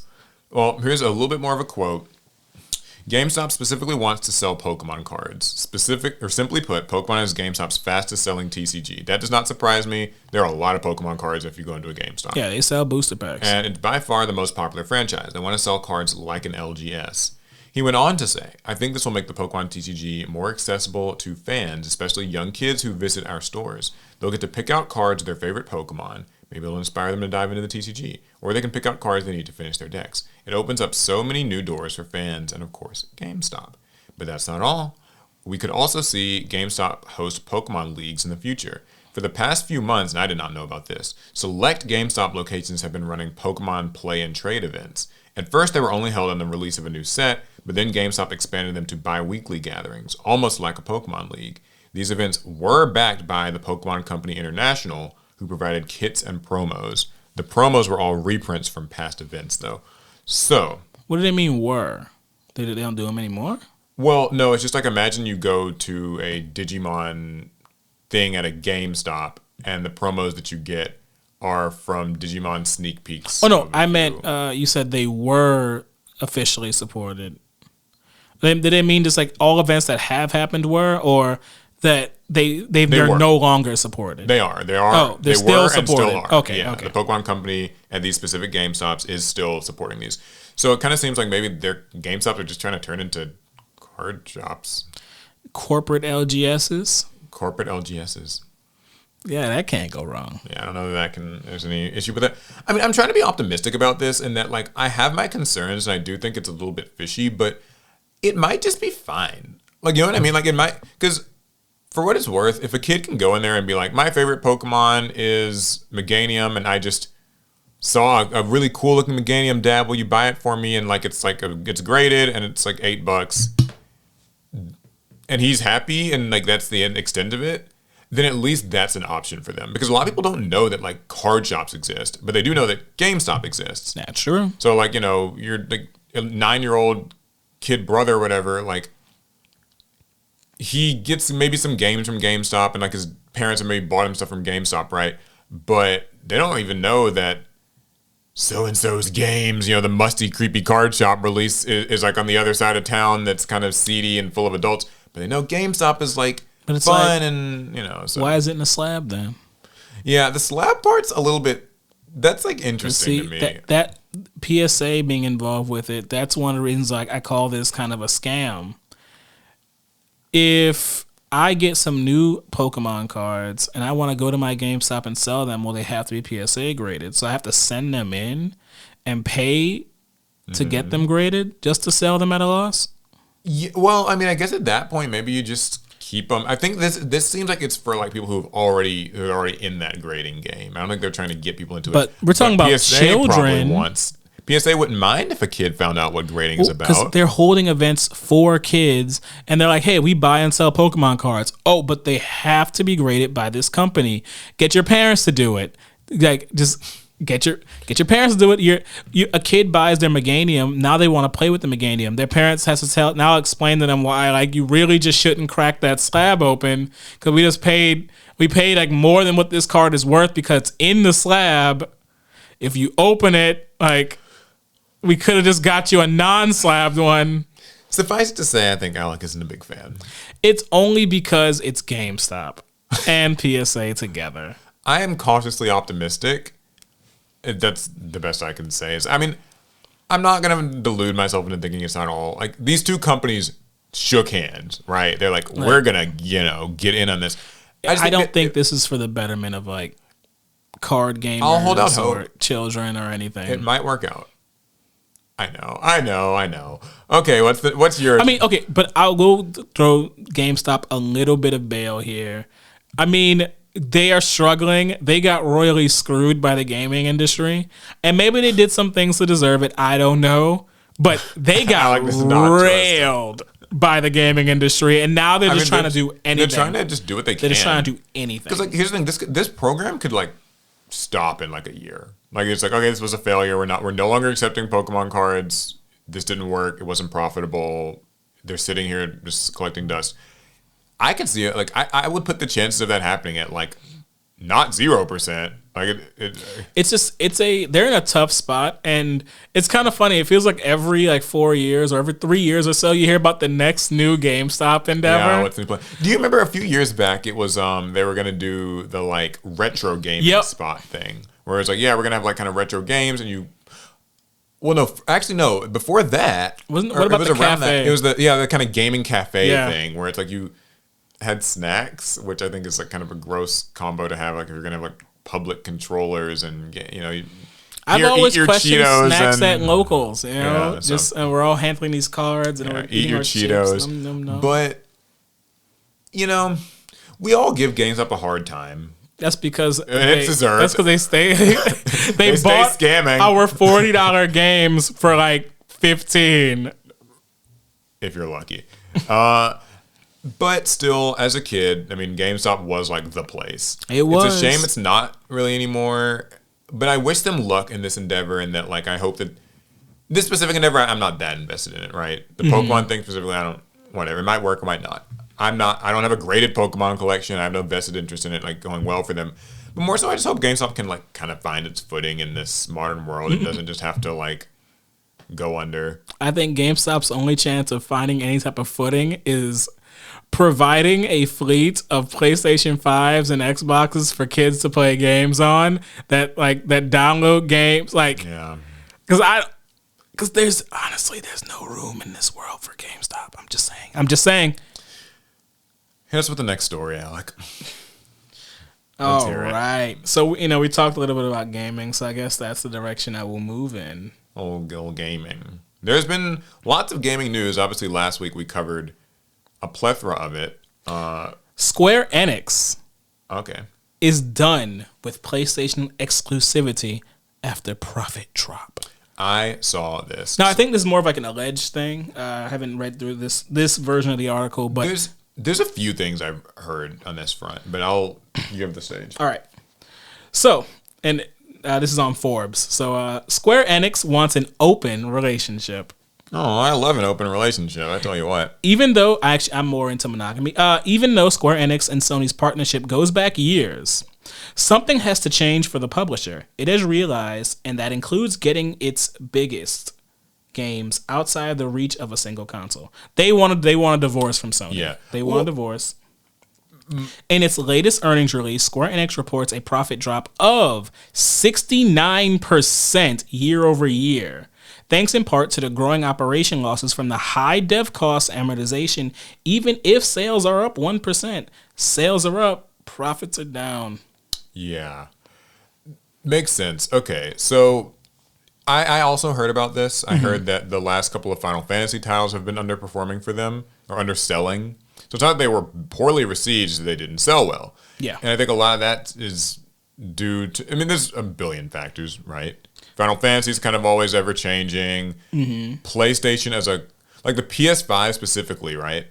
You know, Final Fantasy 7 Remake was a really popular game and sold like hotcakes. It did. However, Final Fantasy 7 Rebirth did not sell very well. Because it's a sequel. And it's because it's A, a sequel, but B, PS5 only. Everyone had a PS4. In 2020, the PS4 had been out for 7 years. That's true. PS4 is everywhere. And like everyone had a PS4. The base model at that point cost like $199, maybe $150. All the YCS winners had one. Yeah, that's true. If you want a YCS, you had one. Now you get a Switch, original model. But yeah, like it's interesting because I feel that that gets overlooked. It's like the install base of the PlayStation 5 is just not going to be as high. There's a lot of people who just don't have one yet still. And then also being PlayStation exclusive, like for Final Fantasy 16 and all that, that also doesn't help. Can't forget about Foam Stars. Yeah, there is Foam Stars. There's also Forspoken, which I know that was a big failure for them. Although that might not, I don't know if that's considered even in the last fiscal year because that came out in like February 2023. It's not an article I was looking at. But yeah, I mean, what do you think? Do you feel like this is the right call for them? Make these games multi-platform? So the Sony pony in me says, no, how dare you? You're destroying the brand and my childhood. Right. But more importantly, I don't think this is actually going to help all that much. And this is why. Okay. Gamers are already in their camps, and that's really not changing. The Microsoft head was not playing Final Fantasy games because they were exclusive to Sony. Yeah. Even if you release Final Fantasy, let's say 17 on the Xbox, they're going to take one look at that and say, well, I didn't play 16, like 1 through 16, so I guess I shouldn't. So you think that familiarity issue is too deep-seated? Yeah, I don't think it's going to help as much as they'd like. The PlayStation, like the previous games on PlayStation 4 sold well because the PlayStation 4 had an extremely high adoption rate over its 7-year lifespan. The PlayStation 5 has significantly less, and it can get there over time. You know, give it, you know, 5-6 more years. Sure, then PlayStation 5s will be everywhere. Yeah. But I don't think going multi-platform is the answer necessarily. So, I was looking into some numbers. Yeah. You might remember that Final Fantasy 13 and 15 were actually both released on Xbox consoles as well. So, just looking at the numbers for Final Fantasy 15, 80% of its sales were on PS4. Yeah. 11% were on PC when it later released on PC, and only 9% were on Xbox One. And so that suggests that you're right. Even if Final Fantasy goes multi-platform, the vast majority of sales are just coming from PlayStation owners. There's the brand association there. It can't hurt to put them on Xbox consoles. True. They're not going to lose money. Or so I want to say. Maybe. But there are additional development costs incurred by that. Like, because, you know, porting games over isn't always like a complete just, oh, you just copy and paste and it like works perfectly. And you know. Now, they have similar like architectures now. Like these new gaming consoles generally kind of all work the same. So it won't be too hard. And I do think that it's like a net win to just go ahead and release it on there. But I think that you're right. It's not going to like solve their issues in the big, You know now, what I mean? will say non-Final Fantasy games will not. I don't think they'll have that same struggle. True. Final Fantasy, while it's an illustrious title, has the It's got that PlayStation DNA all over it. PlayStation DNA and those numbered releases actually do hurt Final Fantasy for non-regular Final Fantasy and Sony users. But Square Enix makes more than just Final Fantasy games, True. and that actually might be the key for those games performing better. We've seen as well that they have started kind of trying to put the Final Fantasy stuff on Xbox. 14 recently got like its Xbox launch or beta or whatever. I think it's going to get like the launch right around the time of like the Dawn Trail expansion. So, you know. I don't foresee them getting that many new subscriptions from Xbox users that aren't already using, they aren't just playing on their computers in the first place. Yeah, we'll see. Like, I think that Square Enix also is probably just suffering from the same thing that everybody else in the gaming industry is, which is like layoffs, budget cuts, and kind of a pressure to perform better than the past year, despite the market itself not actually changing. Initial article talked about the higher development costs of the games themselves being a huge barrier or a huge impediment to profits. Yeah. And Square Enix is one of the poster children for stupid long development cycles. It's so true. I think this has become a big issue in the gaming industry in general, is that the cost of developing games now has gotten so high that many games won't release in the lifespan of the console. Like, we've kind of seen that with Cyberpunk, which was actually like announced nearly 10 years before it came out. That was a long time. And we've seen that with a lot of games. And so, like, despite the fact that the Xbox, Series X and the PS5 have like these great grand specs and capabilities, making a game for them takes like 6, 7, 8 years and a lot of money, and then the games don't come out. Or when they do come out, it's like the tail end of the console cycle, and a lot of like trust or something. Or they rush them. So, or they rush them out the door, and we see what happens with that. So I think that's a real like gaming an issue across the gaming industry, and I think like, not to kind of be a Nintendo drone here, but I think that's kind of where Nintendo has seen a lot of its success, is that, and even they're suffering from it a little, but their games not having to kind of fill these huge specs shoes has made it easier for them to like get games out.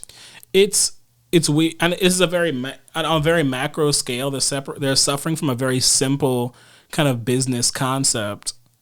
They have a product, video games. They historically sold for like $40, $50, $60, now $70. Yeah. They, incremental increases in the revenue you get from selling one game. The consoles are coming out with greater and greater specs to them, and the development cost for these games is increasing at a pretty much exponential rate. Yeah. So it's like you're putting more and more work into games that you can't sell. You can't feasibly sell. You can't sell them to make huge profits. It's kind of interesting. The market's not growing, and the profit margins are not growing. Or they're not growing fast enough. Or not fast enough, yeah. Yeah, somebody, I remember reading something about that, where they were like, we're actually lucky games only cost $70 now. Because like, relative to the increase in development costs, games should like really be like closer to, I think the number was something like 90 per copy, if they really wanted to kind of maintain the same profit margins they did back in the day. It's wild when you actually look at some of our favorite old games from like kind of the PS1, PS2, GameCube era. Some, classics and hits were like developed in like, 18-month development cycles, like from conception to release, like, 18 months or something, or even 12. And like nowadays it's just, GTA 6, like, that game might come out next year, but like, then you're always hearing rumors that like, Rockstar's not so sure. They might have to push it back to like 2026 and all these things. It's very. You can kind of look at the history of gaming as like as a unique kind of chart that balances development time and then like let's call it player enjoyment or playtime. Yeah. When games were much older, way back in the day, they took significantly less time compared to now to develop. But they got a massive amount of like player enjoyment and playtime because, there really wasn't anything else.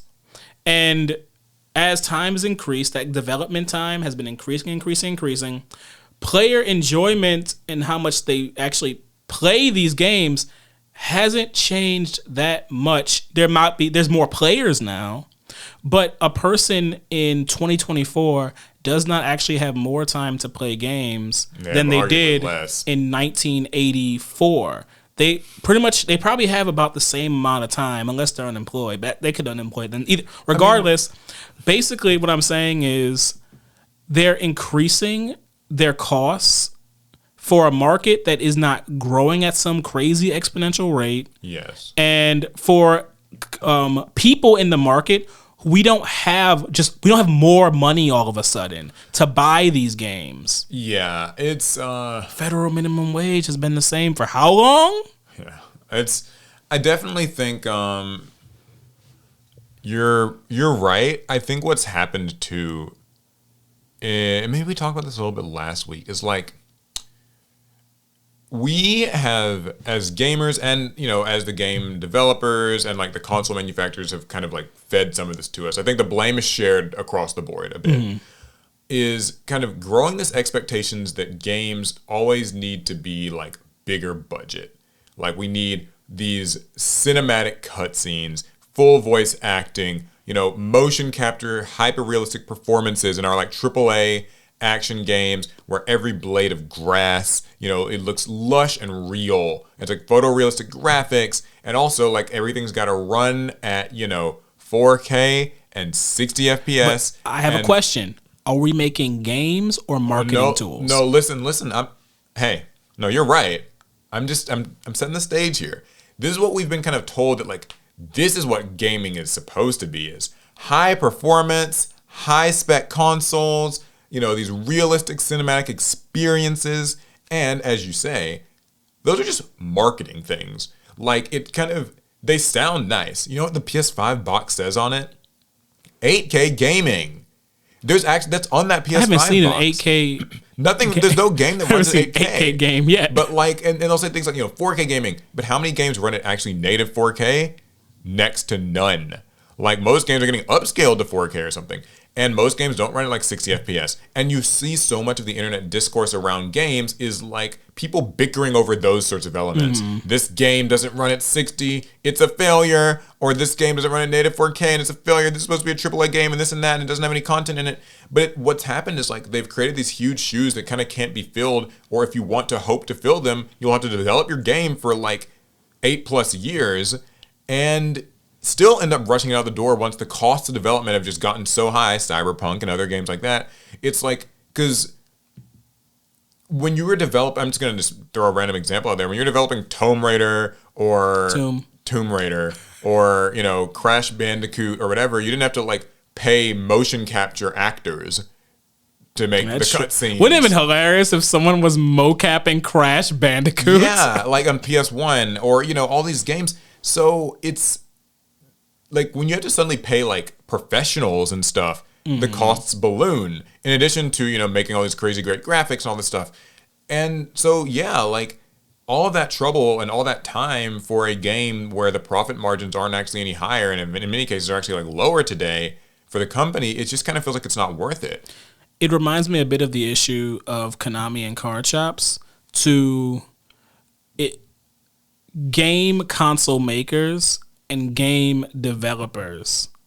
I think because Sony and Microsoft, they push out these consoles, and that's exactly what they push. They push the capabilities of these machines, and they're right to. They made very capable hardware.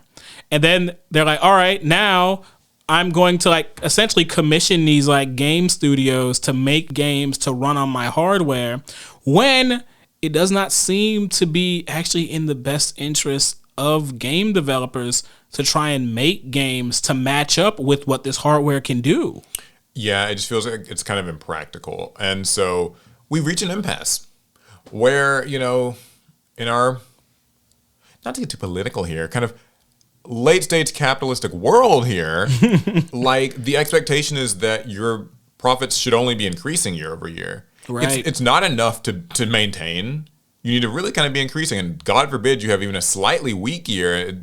stock price is falling now, and everyone's saying like Sony's a failure, Square Enix is a failure, whatever company's a failure, and like some studio gets cut, like from Microsoft that we've seen or whatever. And it's like, no, it just kind of means that natural factors, like people don't have infinite money, they don't have infinite time, they can't buy every game, and I don't know. To bring it back to Square Enix, because I kind of got off track there. I saw that they're trying to kind of like double down more on their AAA franchises. I hear they. Like where have we heard that before? They're trying to go multi-platform. I hope that it works out for them. I mean, I think this will at least slightly improve the situation, but I don't know that this is like. I think the real answer is probably going to actually just be like making. Well, I say this like I like work in the game industry, and I know the answers. I don't. I really don't. I promise I don't. Mm-hmm. But I think. My ideal world would actually probably be maybe we get smaller games. Like maybe we don't try to make the AAA game that like this is the must-buy blockbuster $70 game that's we've promised, gazoodles of content. Maybe you make the game that's a tight, good like 8-hour experience, but it's just a lot of fun and it's creative and it doesn't have mocap and professional voice acting and all this stuff and like have ray tracing graphics, and it's just an artsy, cool, fun game. You play it and like you can recommend it to a friend, and it's. I mean, that's that's what Nintendo games. That's what they're for. I think the issue we ran into, I don't know what game started it, but someone made a AAA like experience kind of game, and then somebody said, "Well, we need to compete with that." Yeah. And now everybody wants to have one because when there's only one game like that. They get all the accolades, all the sales. That's true. So everyone's like, oh, I want to cut into that. Well, there's a cost. This is not cheap. And your market. It's not a timely thing you can just release. I will give Square Enix some credit, actually. Because I think that them getting Final Fantasy 16 out as fast as it did in the wake of like what was Final Fantasy 15 and all of its like development woes and long, all that stuff is like, that's commendable. Like to get this game out, as quickly as they did. Same with like the Rebirth remake like series. They got remake out, and the fact that Rebirth came out like 4 years later, as opposed to the typical Final Fantasies like 7-8 years, development cycles is good, and that they actually are. They say that they're on track to get like the third game out in 3 years because they've kept the same team, and a lot of the base assets have now been made and all that. So they're not having to like work so much from the ground up. So that's good for them. Speaking of Square Enix, though. Okay. Whatever happened to that Kingdom Hearts like trailer we saw? Kingdom Hearts, was it 4 or was this 5? I've lost track, to be honest with you. Yeah, but we saw a trailer or some type of teaser for that. Yeah, we're like some Sora's, years like, ago now on the couch or whatever. He's like older looking. The kind of like older, more realistic looking Sora. Yeah. Whatever happened to that? Come on, Square. Shh, they don't want you to ask about it. What's our next story? All right. So I shouldn't get political. I mean, you can. Hey, listen, I'm not the boss of you.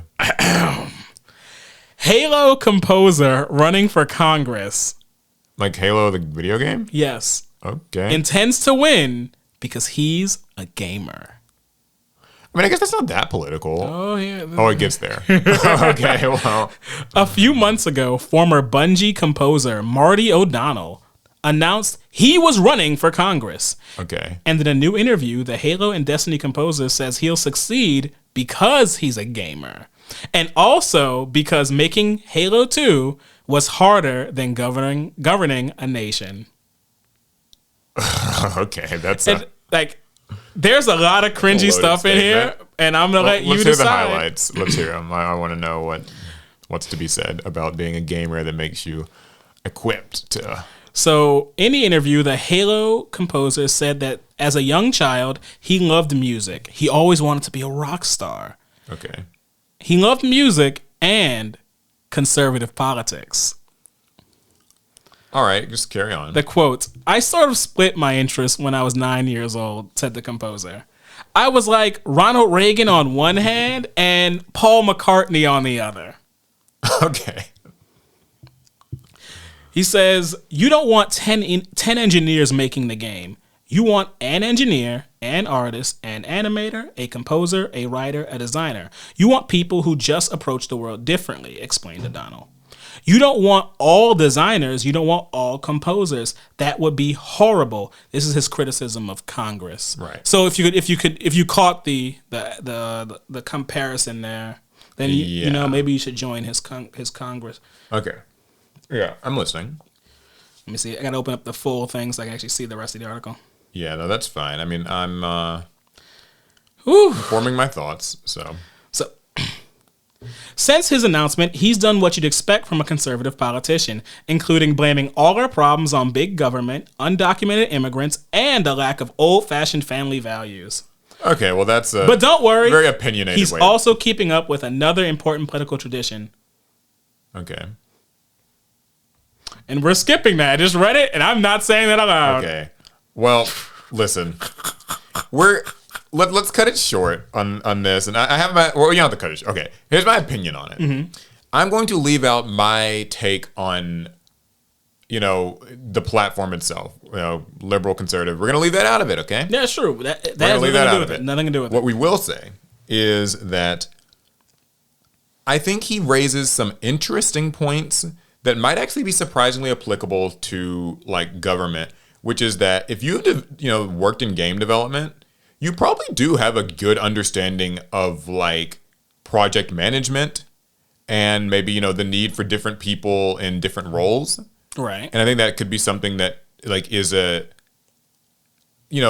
like you can carry over that skill set. Right. So, it's ideas like that let him say, I'm a gamer, so I intend to win. And I'm not going to lose because somebody thinks they can spend more money than me, because they can't. That's a little not cringy. So I will say, I feel like this quote is unfair. I think they specifically went for this is a weird quote that he had. Like, that's probably not the best. Yeah. Like I'm trying to leave his platform out of it and just kind of focus on the background that he has in gaming and how that applies. You know what's crazy though? Halo 2 was fire. Yeah, Halo 2 was a good game. I was like, so I mean, like maybe he's got something on his hands. I was like, you know what? I mean, if he tells me he's bringing the Halo 2 team on, sure, then maybe we can get behind it. I'm like, I don't know. I'm like anxious to say anything because I really don't want. I don't want to like. I'm trying to be nice here, okay? I think the part that's kind of weird to me is like what, like going on the gamer angle is so. It's a strange but not a common platform. Yeah, it's not a common platform. It could be potentially good. Like maybe that makes kind of gamers take more notice of like, the politics in the world. Because let's face it, right? Like most gamers. I hate even using that word, like gamers or whatever. Like we're all some monolithic thing. And now it's a political keyword. It's getting there. Pokemon Go to the polls. I saw a funny tweet the other day that was like, that the Blue Eyes card's like, bingo machine, go to the polls. I saw someone said that on Twitter. I don't know, it has nothing to do with this. Okay. This story is so like unserious to me. He's dead serious. I'm having a hard time taking any of this seriously. Okay. Good luck to everyone involved. You ran away. I don't know what else to say about this. Like, he's a gamer. I guess maybe like if you're a gamer, you can relate. Right? I mean, hey, he said no one's gonna outspend me, and you're a gacha gamer. So like maybe does that resonate? Because like you being a gacha gamer, you're used to spending a little money on those games. So like no one can outspend you. I played Halo 2 for free.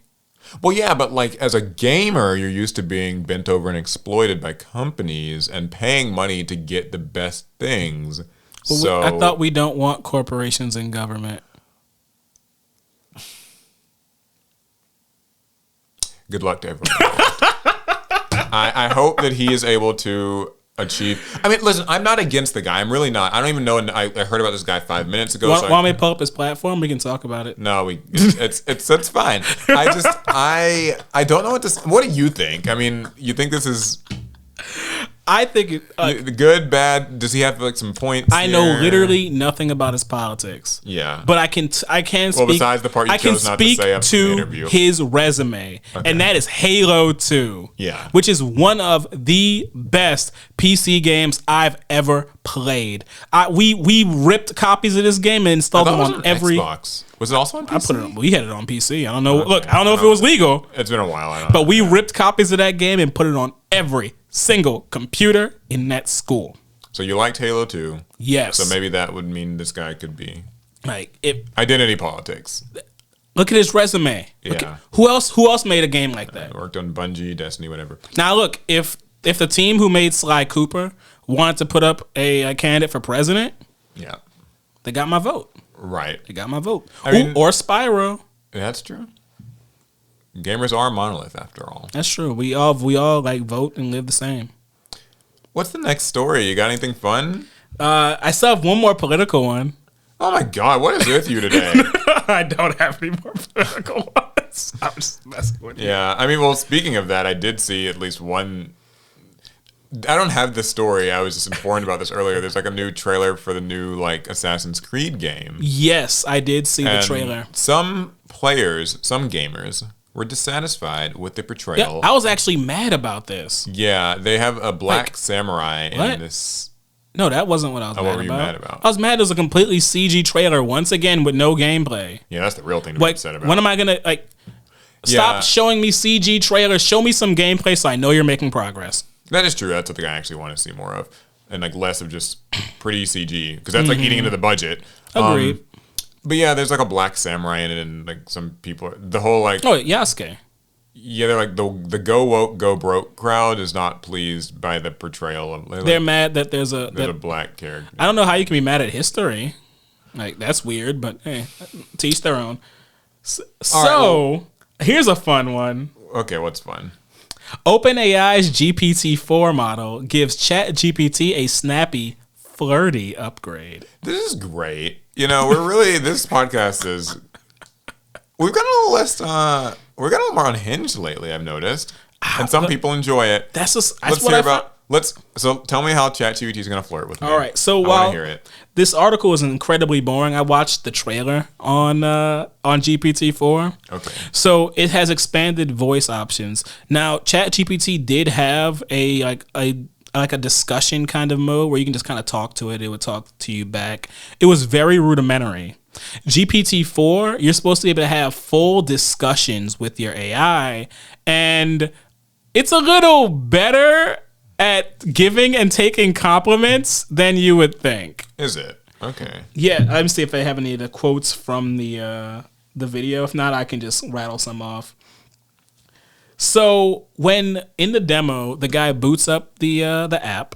Yeah. And it uses your phone's camera so it can see whatever you point at it. Yeah, that's been a new thing. And it's AI. It compliments him on his hoodie. It's like, I see you have an OpenAI hoodie. Nice.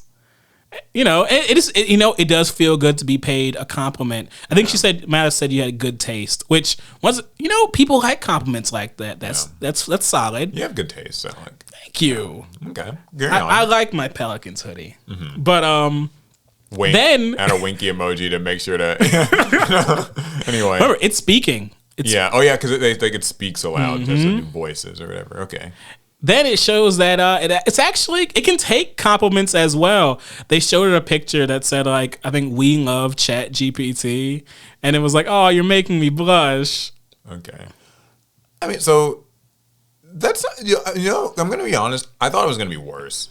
Well, it can't get. I mean, they're pretty good. ChatGPT or the OpenAI team is pretty good about not letting it get to where where the real denizens of the internet want to take it. Because if it's just kind of being like playfully flirty, and that's fine to me. Actually, I think that can be even, dare I say, a bit charming. What I don't want is like, talk dirty to me, ChatGPT. Like, so I actually do not like this update to their goodbye camera again. I don't like this update because you guys already know how I feel about AI. I'm not the biggest fan at all, but I don't like my AI sounding more human, more personable. Yeah, you don't want it to. That I can agree. I mean, like I think I don't want to have discussions with my AI. If anything, I want to be able to ask it simple questions and get simple answers. I don't want Jarvis from the MCU films where we're talking back and forth. Jarvis is my little buddy. It doesn't exist. Yeah, I think that's true. I think I like it to be relegated to being like a tool and a resource, but I don't think it needs to really be like friendly with me. I remember a story a few years back when like Alexa got like a voice update or something where like she now has like intonation in her voice or something where like she can sound like sad or like really happy, and it was just kind of like, would you want that like kind of in your voice assistant to like, you know, suggest that it's feeling a certain way about what you said?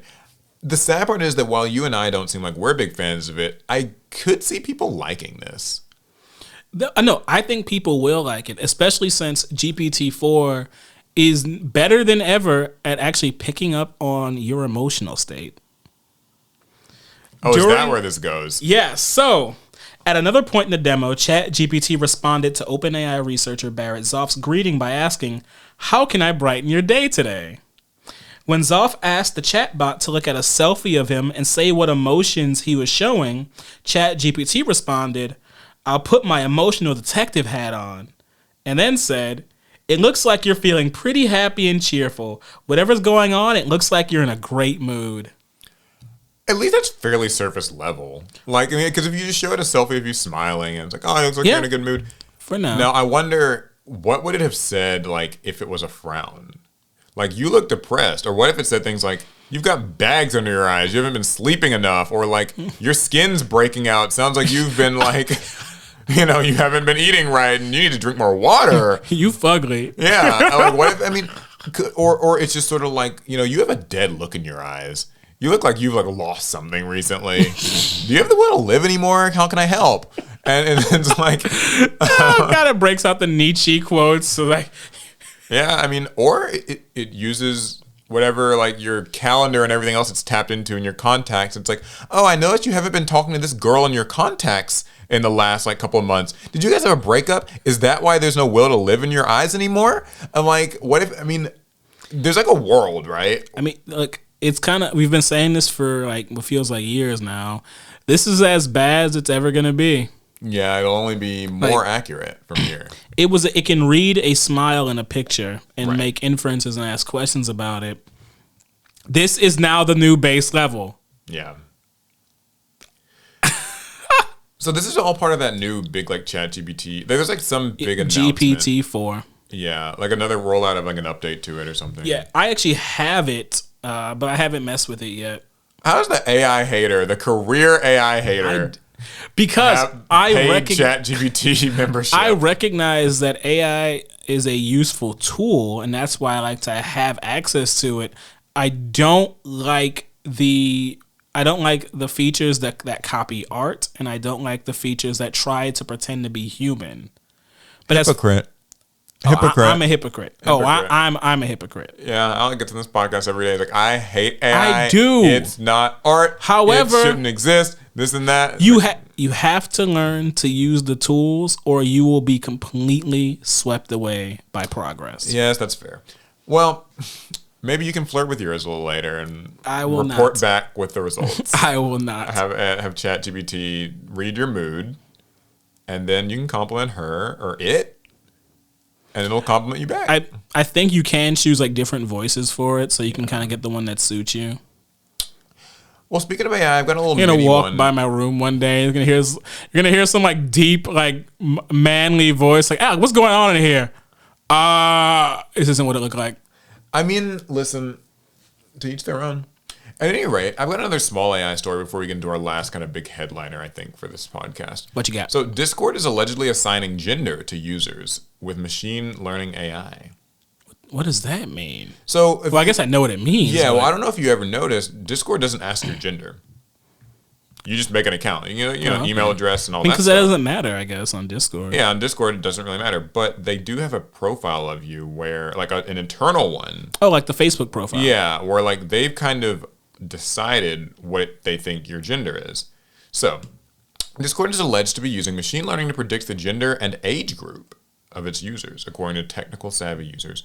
Ex-user Discord Previews found hints of Discord using machine learning and application of AI to assign gender and age groups to users. They dug out the information from the social platform's data packages, claiming that the company has been doing so since at least August 2022. Okay. So, it gets into some kind of technical jargon, some coding stuff that I don't really know. But yeah, apparently, like this user who unveiled this said that they assigned him to be a male between 18 and 24. Well, so we don't actually know if this user is. Oh, okay. It's like, was it right? That's my question. Now here's an update from just earlier today. Discord has shared an email statement to Dexerto. That's where I got this regarding this discovery. Here's what the company has to say. Like other companies, we use information to help us understand our business and improve the product. That includes certain inferences we may make about users. We include this information in users' data requests for transparency, and users can limit the information we use by toggling the use data to improve Discord off in the privacy and safety settings. The platform doesn't require you to add your gender when signing up, and you can add your pronouns, though that's not compulsory either. However, users do have to enter their date of birth when they sign up for an account to ensure that they can only see age-appropriate servers. So there actually is a way that you can find your Discord predicted gender. Like, there's like a little guide, you can download this thing. But what do you think about this? Like, Discord doesn't know about you, but like it's based on kind of maybe who you message or what servers you're in or the way you talk, perhaps. It's determined that you're a male, age, whatever. That makes sense. I mean, because it's not that it's not. They say assigning your gender. They just make an inference of what they think you are, or how they think you present yourself. Mm-hmm. I mean, I don't think there's much harm in it. They could be right. They could be wrong. I mean, I wonder how it changes. It probably all goes back to ads.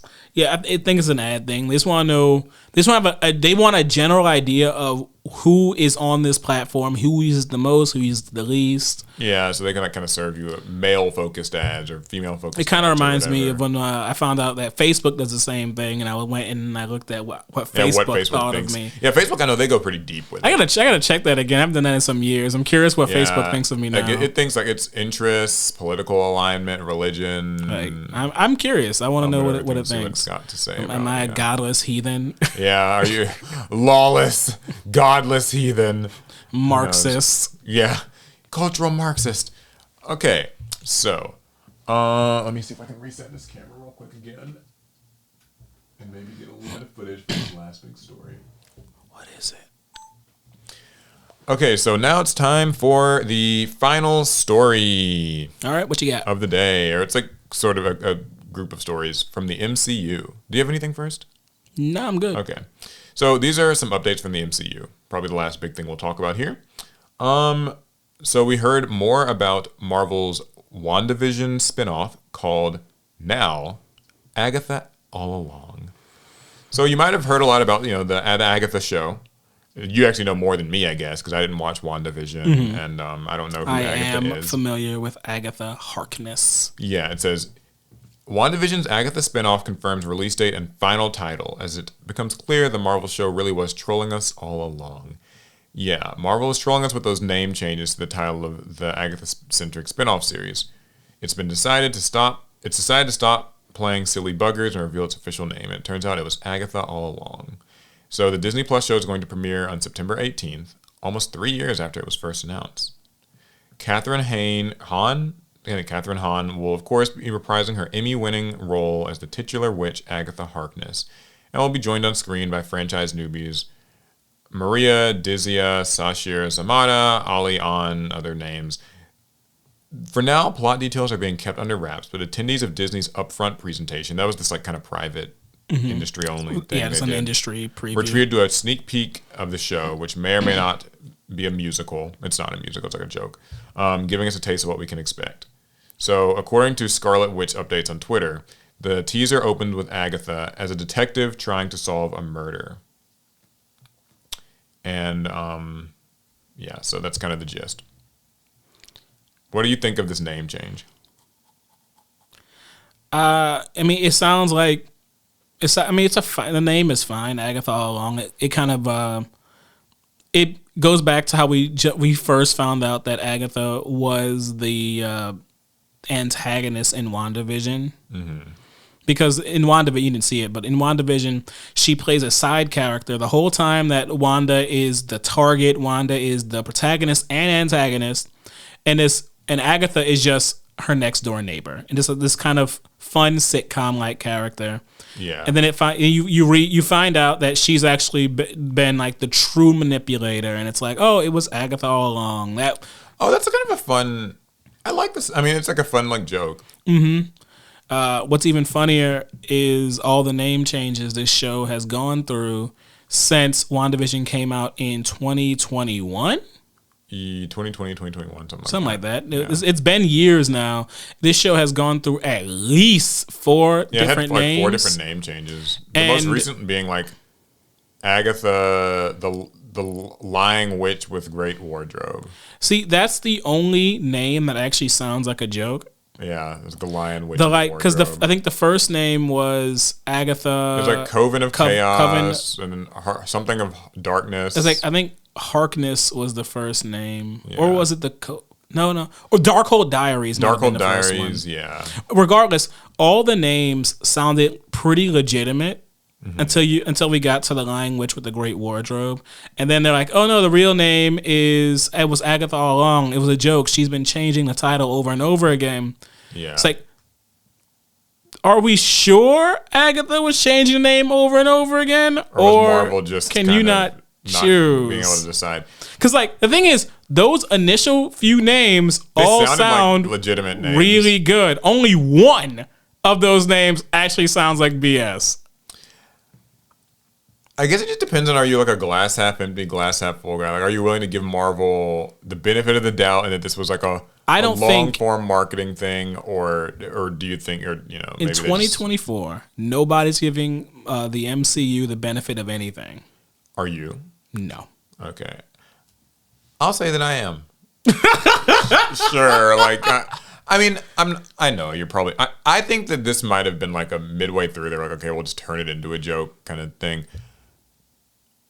But at the end of the day, I'm going to say this much. I am excited to get another MCU show. Because the first one was like Echo in like January, and it feels like it's been so long since then.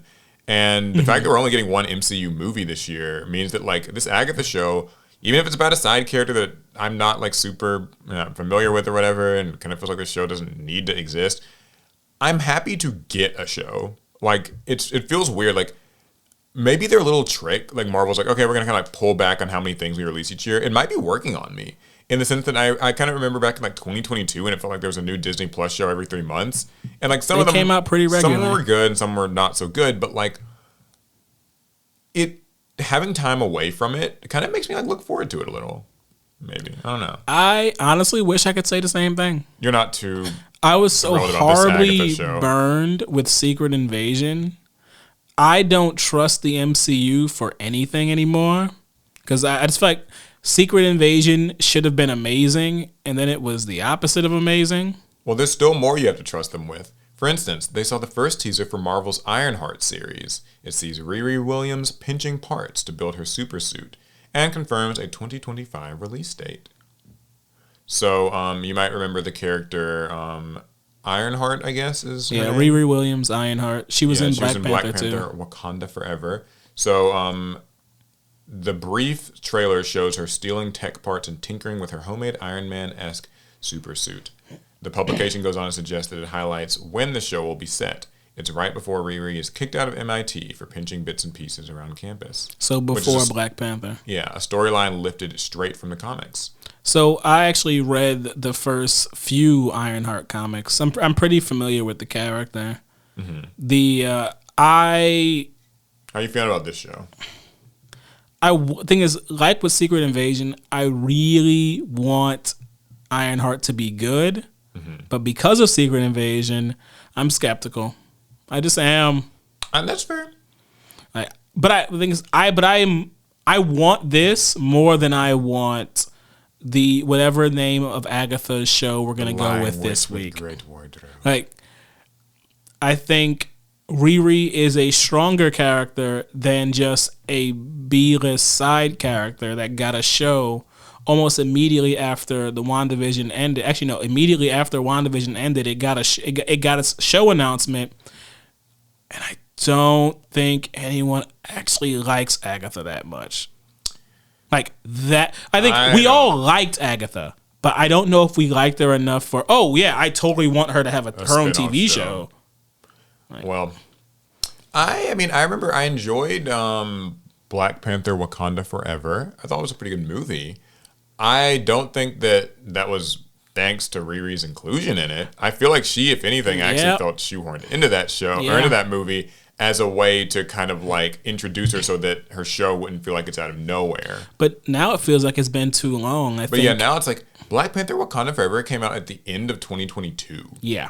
And like this show isn't even going to be coming out until 2025, which just... And the thing is, I know they finished filming this show at the end of 2022. So like basically they went from finishing filming of Black Panther, probably in like late 2021 or something, to then filming this show, which probably took, several months, maybe like 5-6 months. And they were like done with it by the end of 2022. And now it's going to be coming out in 2025. And just that's so much mental time for you to... I think this show had needed to come out last year. Yeah, it really needed to be out last year. You're right. And I think that probably was the intention, but Marvel's had so much restructuring. Yeah. I mean, and to some degree, and I know I sound like an MCU hater. A lot of this was caused by COVID. It really messed up whatever plans they had going like for the MCU. And then with the loss of like Chadwick Boseman, that drastically changed the very plot that they were going for. So this isn't completely like, oh, you're the worst studio of all time. You're horrible. It's just I am tired of middling projects that I wasn't super excited about to begin with, or some that I was excited for, and then they left. But regardless, I've been left disappointed more times than I like with the MCU. I will give them at least this much: the latest Disney Plus show was very good. Echo, I enjoyed that. Mm-hmm. So I'm willing to give them a bit of bail. The last story is about Daredevil Born Again. Okay, so that's another one I'm looking. It's finally gotten a release window of March 2025. So I think this will probably be coming out before Ironheart then, because Ironheart just said 2025. Whatever happened to Blade? We don't talk about it. So here's the new logo for Daredevil Born Again. You can kind of see it's got like the city of New York, like the kind of buildings at the bottom, which is kind of cool. And they also announced that it is going to... So it's got a new logo. There's a trailer, of course, showing that we're not going to get to see for a little bit. But it shows...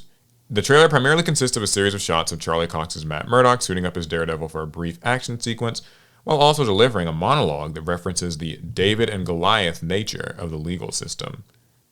So, Daredevil Born Again was originally announced several years ago, with development beginning in 2022. Filming was suspended in 2023 due to the Writers Guild of America and Screen Actors Guild strikes. The strike was a huge thing, too. With the entire plot and premise of the show eventually being retooled.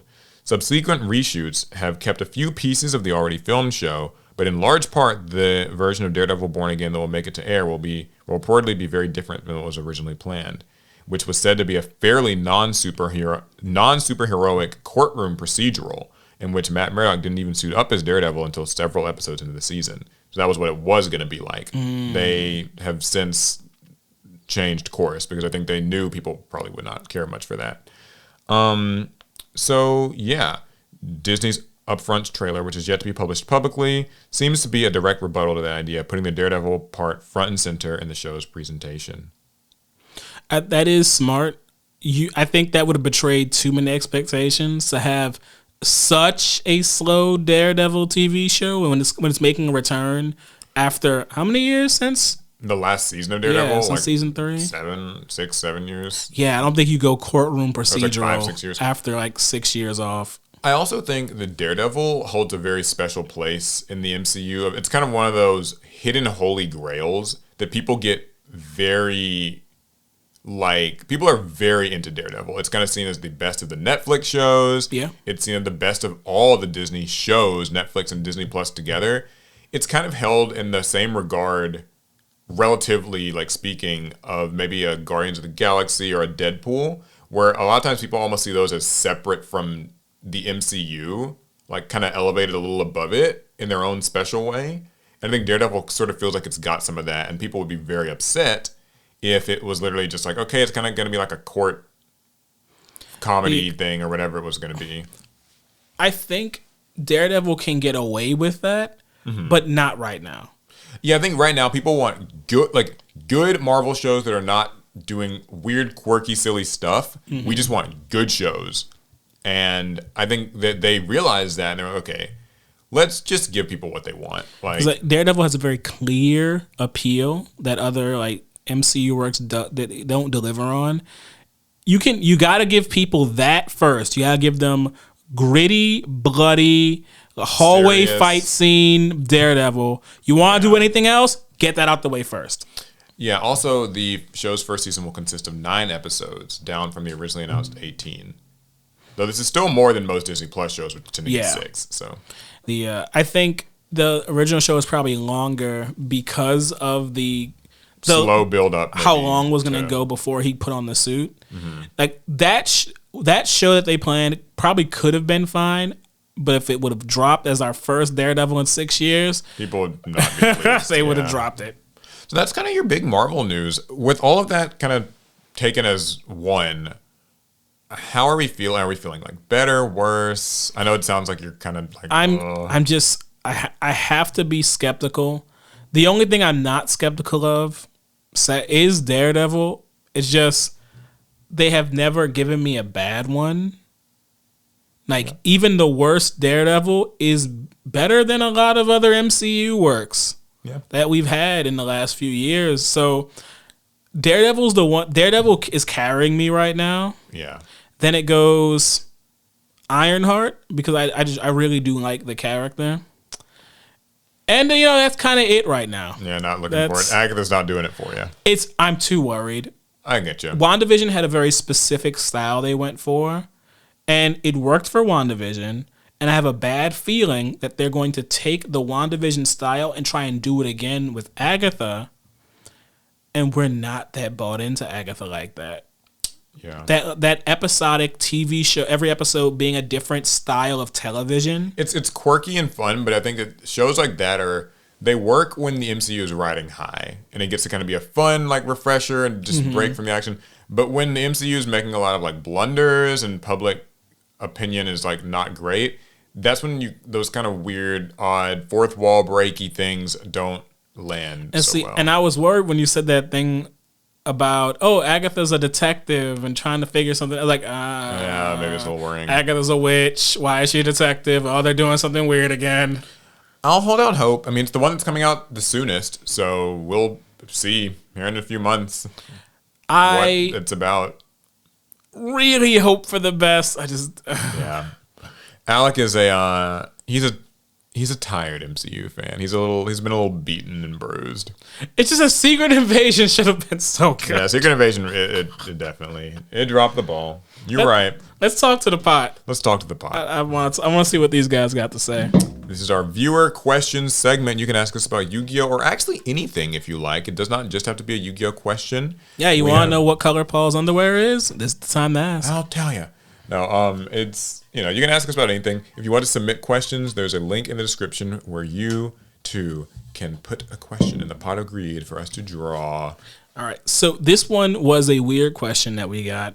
And I want to ask because there are so many answers we can give. Okay. So it reads, who are the people who figure out combos? Is it the same people every time? So I think that what this person's getting at is who at Konami is sitting down and like designing the cards to work the way they do with other cards. Oh, I thought this person was asking like who are the players who See, I actually thought that too, and it could be both, and we should just answer them both. Oh, okay. Well, so within Konami, I mean, Japan's the one designing these cards, and I have no clue. Konami Japan designs the majority of cards. Now, they do get, to my knowledge, they get like input from like some of the people like in the kind of North America TCG office. Yeah. You know, they work with them in designing a lot of the cards. And that I think makes a lot of sense since they have insights into how the game would be played in different territories, what sort of things players favor, what trends and stuff work. And as far as those names, we know that's like Jerome McHale is an R&D. We know Billy Brake is an R&D. If you didn't know, you know now. We don't know to what degree they work on all the cards. We know with TCG, like world premiere cards, they probably play a bigger role in those TCG exclusives. But as far as like just the general things that come out in most of our main sets, that's Japan. And, like, we just kind of don't really know. I don't know if I assume like Kevin Tewart still works with Konami, as I've heard. He's like, I can't remember the last time I've seen Kevin Tewart. He doesn't show his face very publicly. You don't see him like on those stream things or like at events or whatever. But yeah, he's another person who's thinking Konami R&D. So we know there's at least a few people who are, I guess, designing the things. There are some interesting fun facts I can share. What you got? These aren't like some secret confidential things, but just I've heard like apparently on YCS streams, Jerome will occasionally like kind of let slip thoughts that he's had during R&D. Like for instance, some people didn't know that originally, I think tier elements were going to be zombie monsters or tier elements. I remember that story. Yeah, and they were like later changed to Aqua and stuff. I mean, given the way that they work. Yeah, they work kind of how zombies would work, but yeah, I guess Aqua maybe is more balanced as a type for them. It does give us I think the insight we got from that was that the name and artwork of a card is developed separately from what they actually do. Yeah, but that's kind of an interesting thought, right? Like, what they do is it's probably largely mapped out, and then the concept for the archetype is now that we still know that they shake hands at some point because a lot of archetypes try to imbue, like, you know, Planet Patroller, like you're sort of becoming like the captain of your ship and stuff. So like there's certainly some hand holding there, but that was like an interesting insight. I know he also mentioned I think on some YCS stream that Sky Striker, what's the blue one? Shizuku was originally going to reduce monsters' attack by 200 for each spell in the grave, but it was reduced to 100. Too powerful. So like so it does go to show that like there is an R&D team tweaking like these cards. They're not just like, okay, made some broken stuff and it's released and it's done. So it makes you wonder, like, as far as the recent cards that have come out, like, I wonder who's was working Snake on Eye even more obscenely strong at some point, like in development, and they kind of like reined something back, like, or and then you know how we have in the last few years we've had like 2 major spikes in like Yu-Gi-Oh power creep, but like otherwise the card design hasn't gone too crazy. Yeah. I wonder if has this whole time has it been the same team, or has there been this kind of circled in and out? Yeah, like has there been like a revolving deal, and maybe that's why sometimes we just get these higher power level archetypes and cards. Suddenly these spikes and power show up.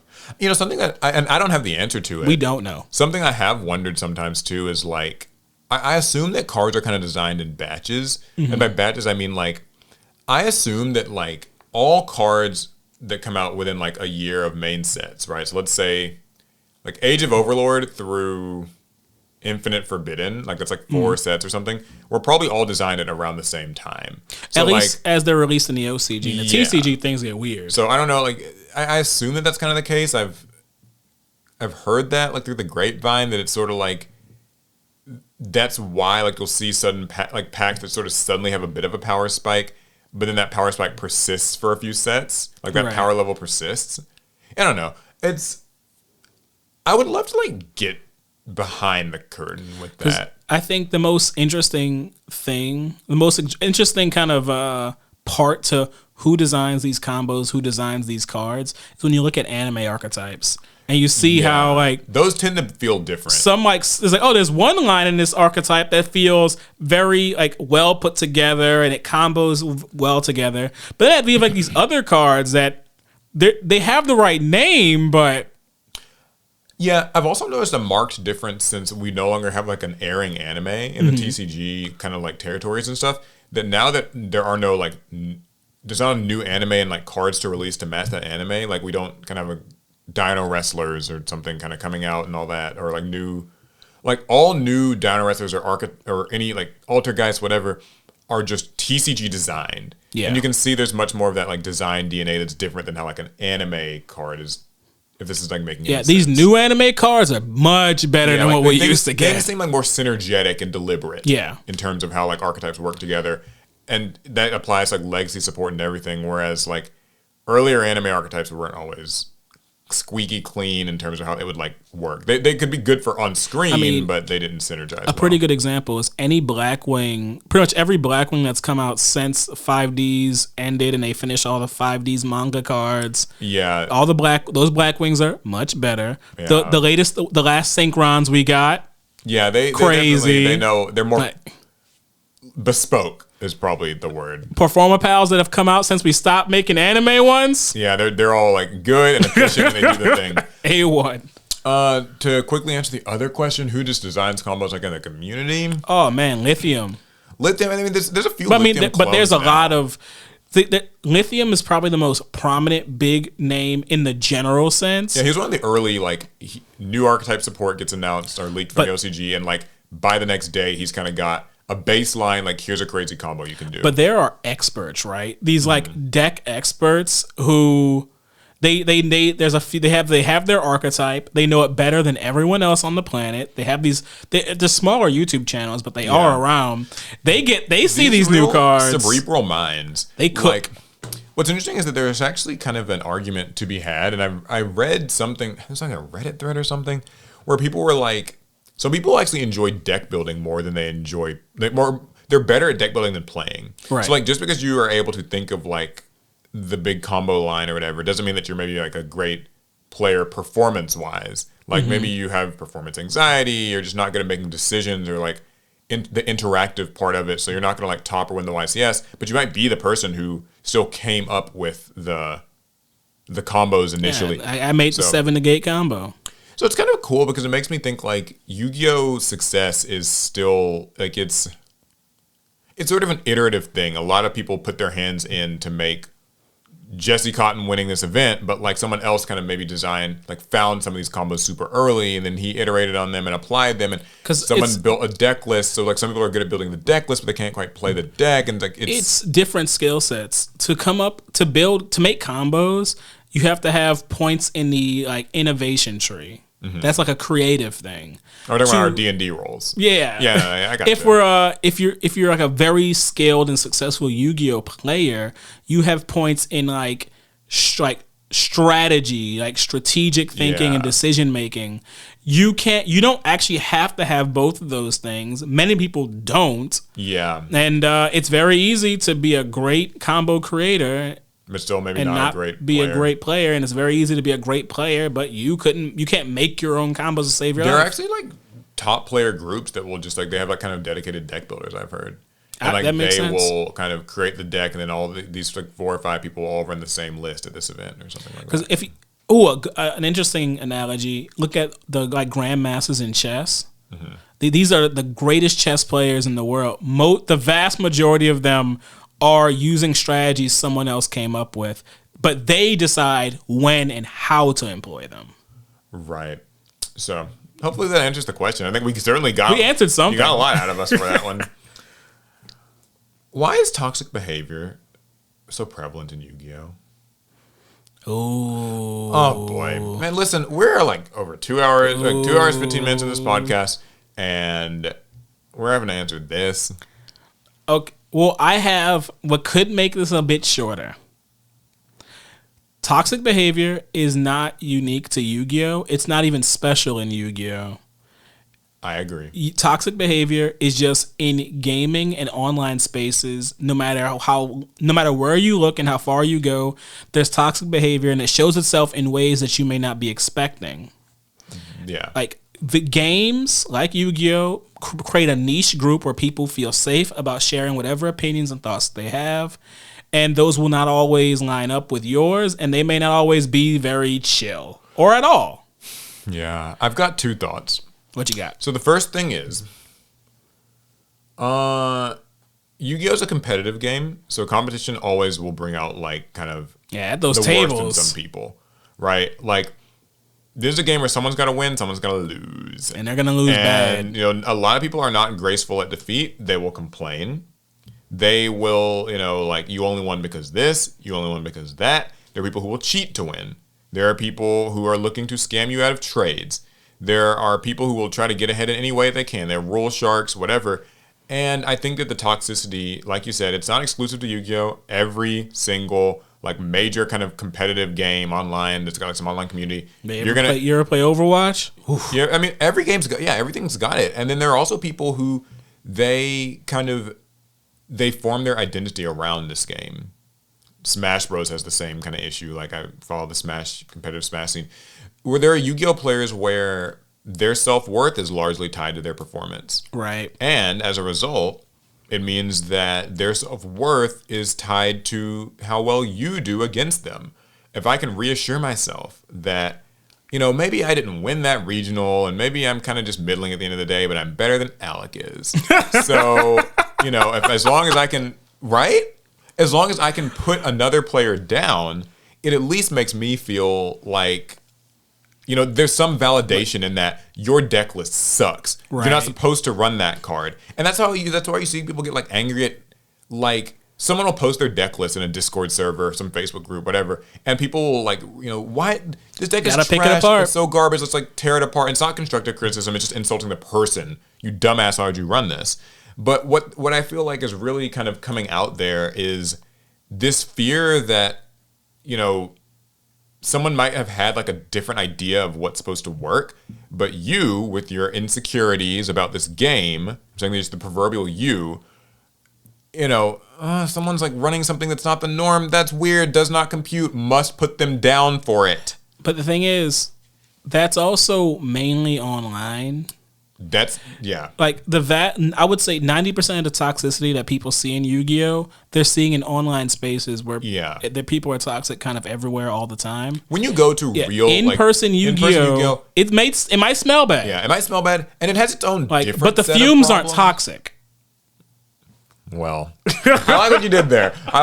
Okay, but like I'll say this: I think that like toxic online Yu-Gi-Oh has a different voice than toxic real life Yu-Gi-Oh. Yeah. They both have like some toxic elements. It can get there. Like I'd say real life Yu-Gi-Oh it's kind of more like salty toxic. Like people are just salty when they lose or kind of things like that. Like, oh, you slow played me, or like you only won because this. But that tends to kind of just be like relegated to the game. I think that online Yu-Gi-Oh, it's anything's fair game. People are just bitter on average. Yeah. It's a COD lobby. Yeah, it's just people, they get nasty and it's rough.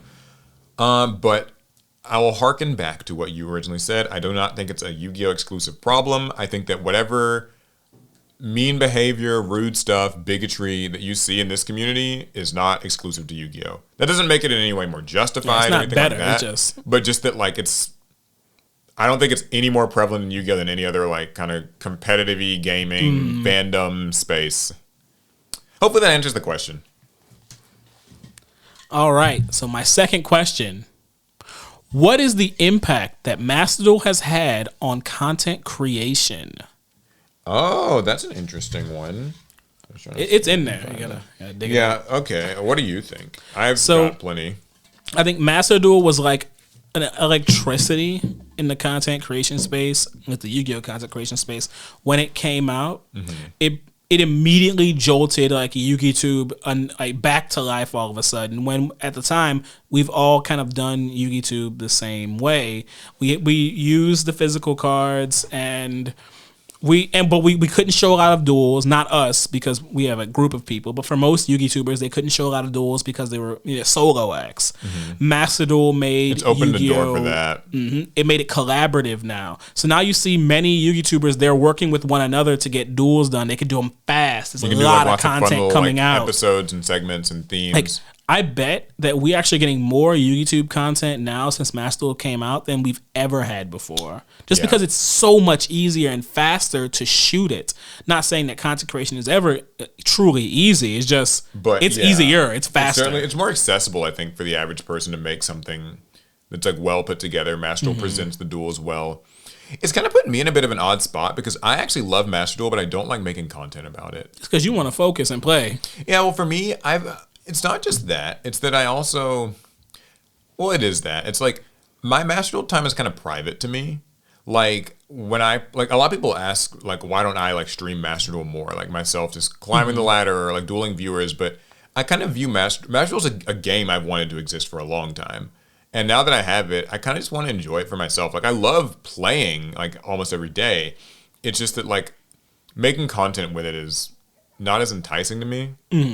But I do feel that in some ways that's been maybe a mistake. Because I think that like doing more Master Duel content, especially when it was like really new and fresh, was a good way to grow. Yeah, and there were lots of build a views. new audience. I feel like I like to some degree like we've missed out on a lot of that because we didn't really like have some major Master Duel like, We made some segments. skits. We had some skits and like that's kind of it. So I think it's probably been a net win for the Yu-Gi-Oh content space. Like if we're talking strictly just viewership and ability to make content.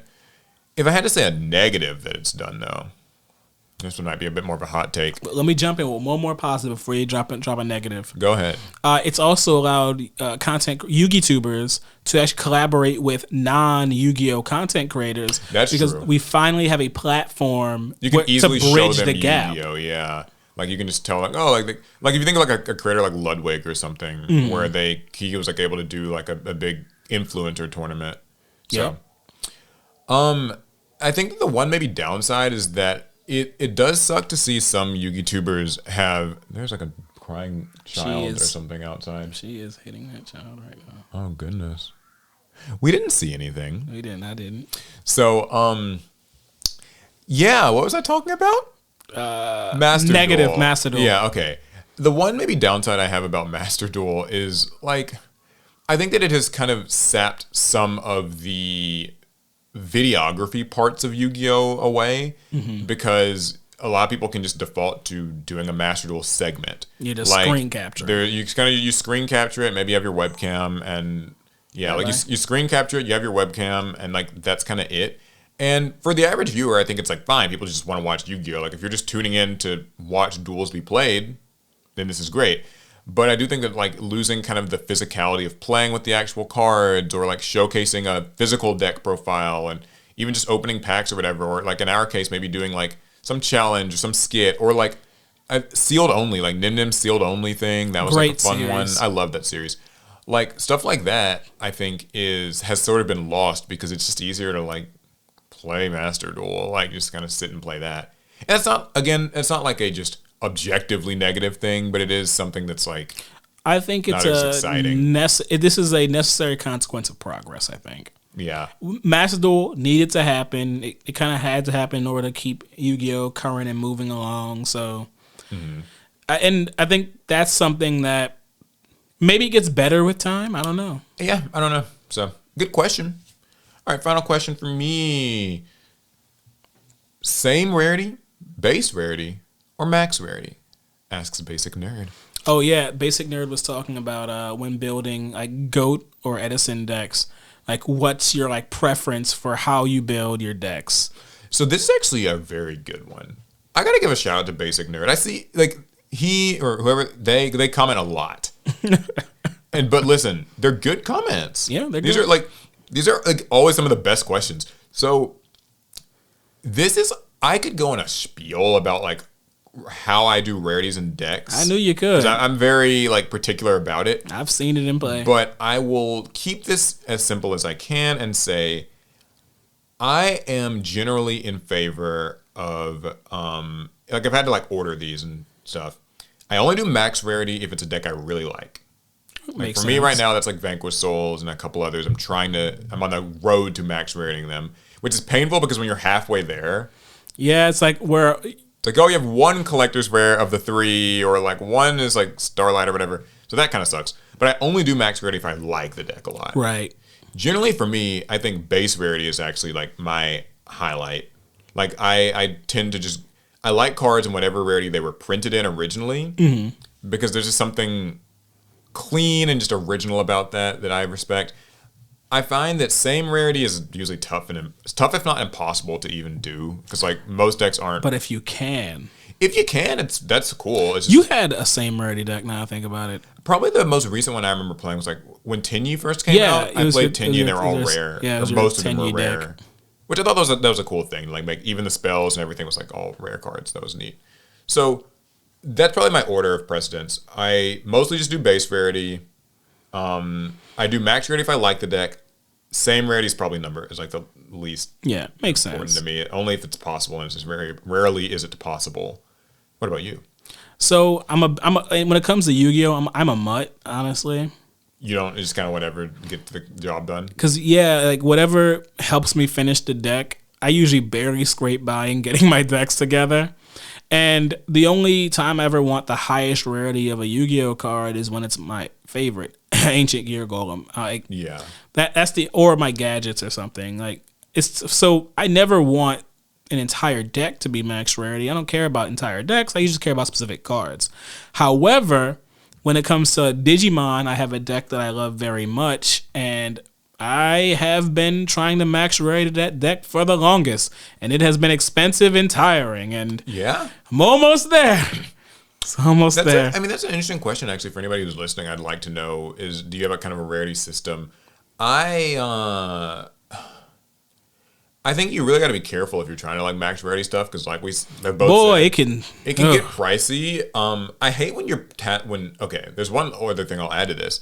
Is I hate when you're like tasked with like a choice of what actually is considered the max rarity. Yeah. Because in some cases, like, earlier in the same podcast we were talking about, like, is the lost art considered a higher rarity than a, base secret, a base secret or something, like, and that kind of it's subjective. It's just up to you. Like, I tend to think that like lost arts are actually pretty high up on the totem pole, but conversely, I'm not a big fan of. Like, if something comes... There's a good example I had. Like, I like ultis, but I'm not super impressed with, like, quarter-century secrets. But you could make an argument that either one is, like, the max rarity of something.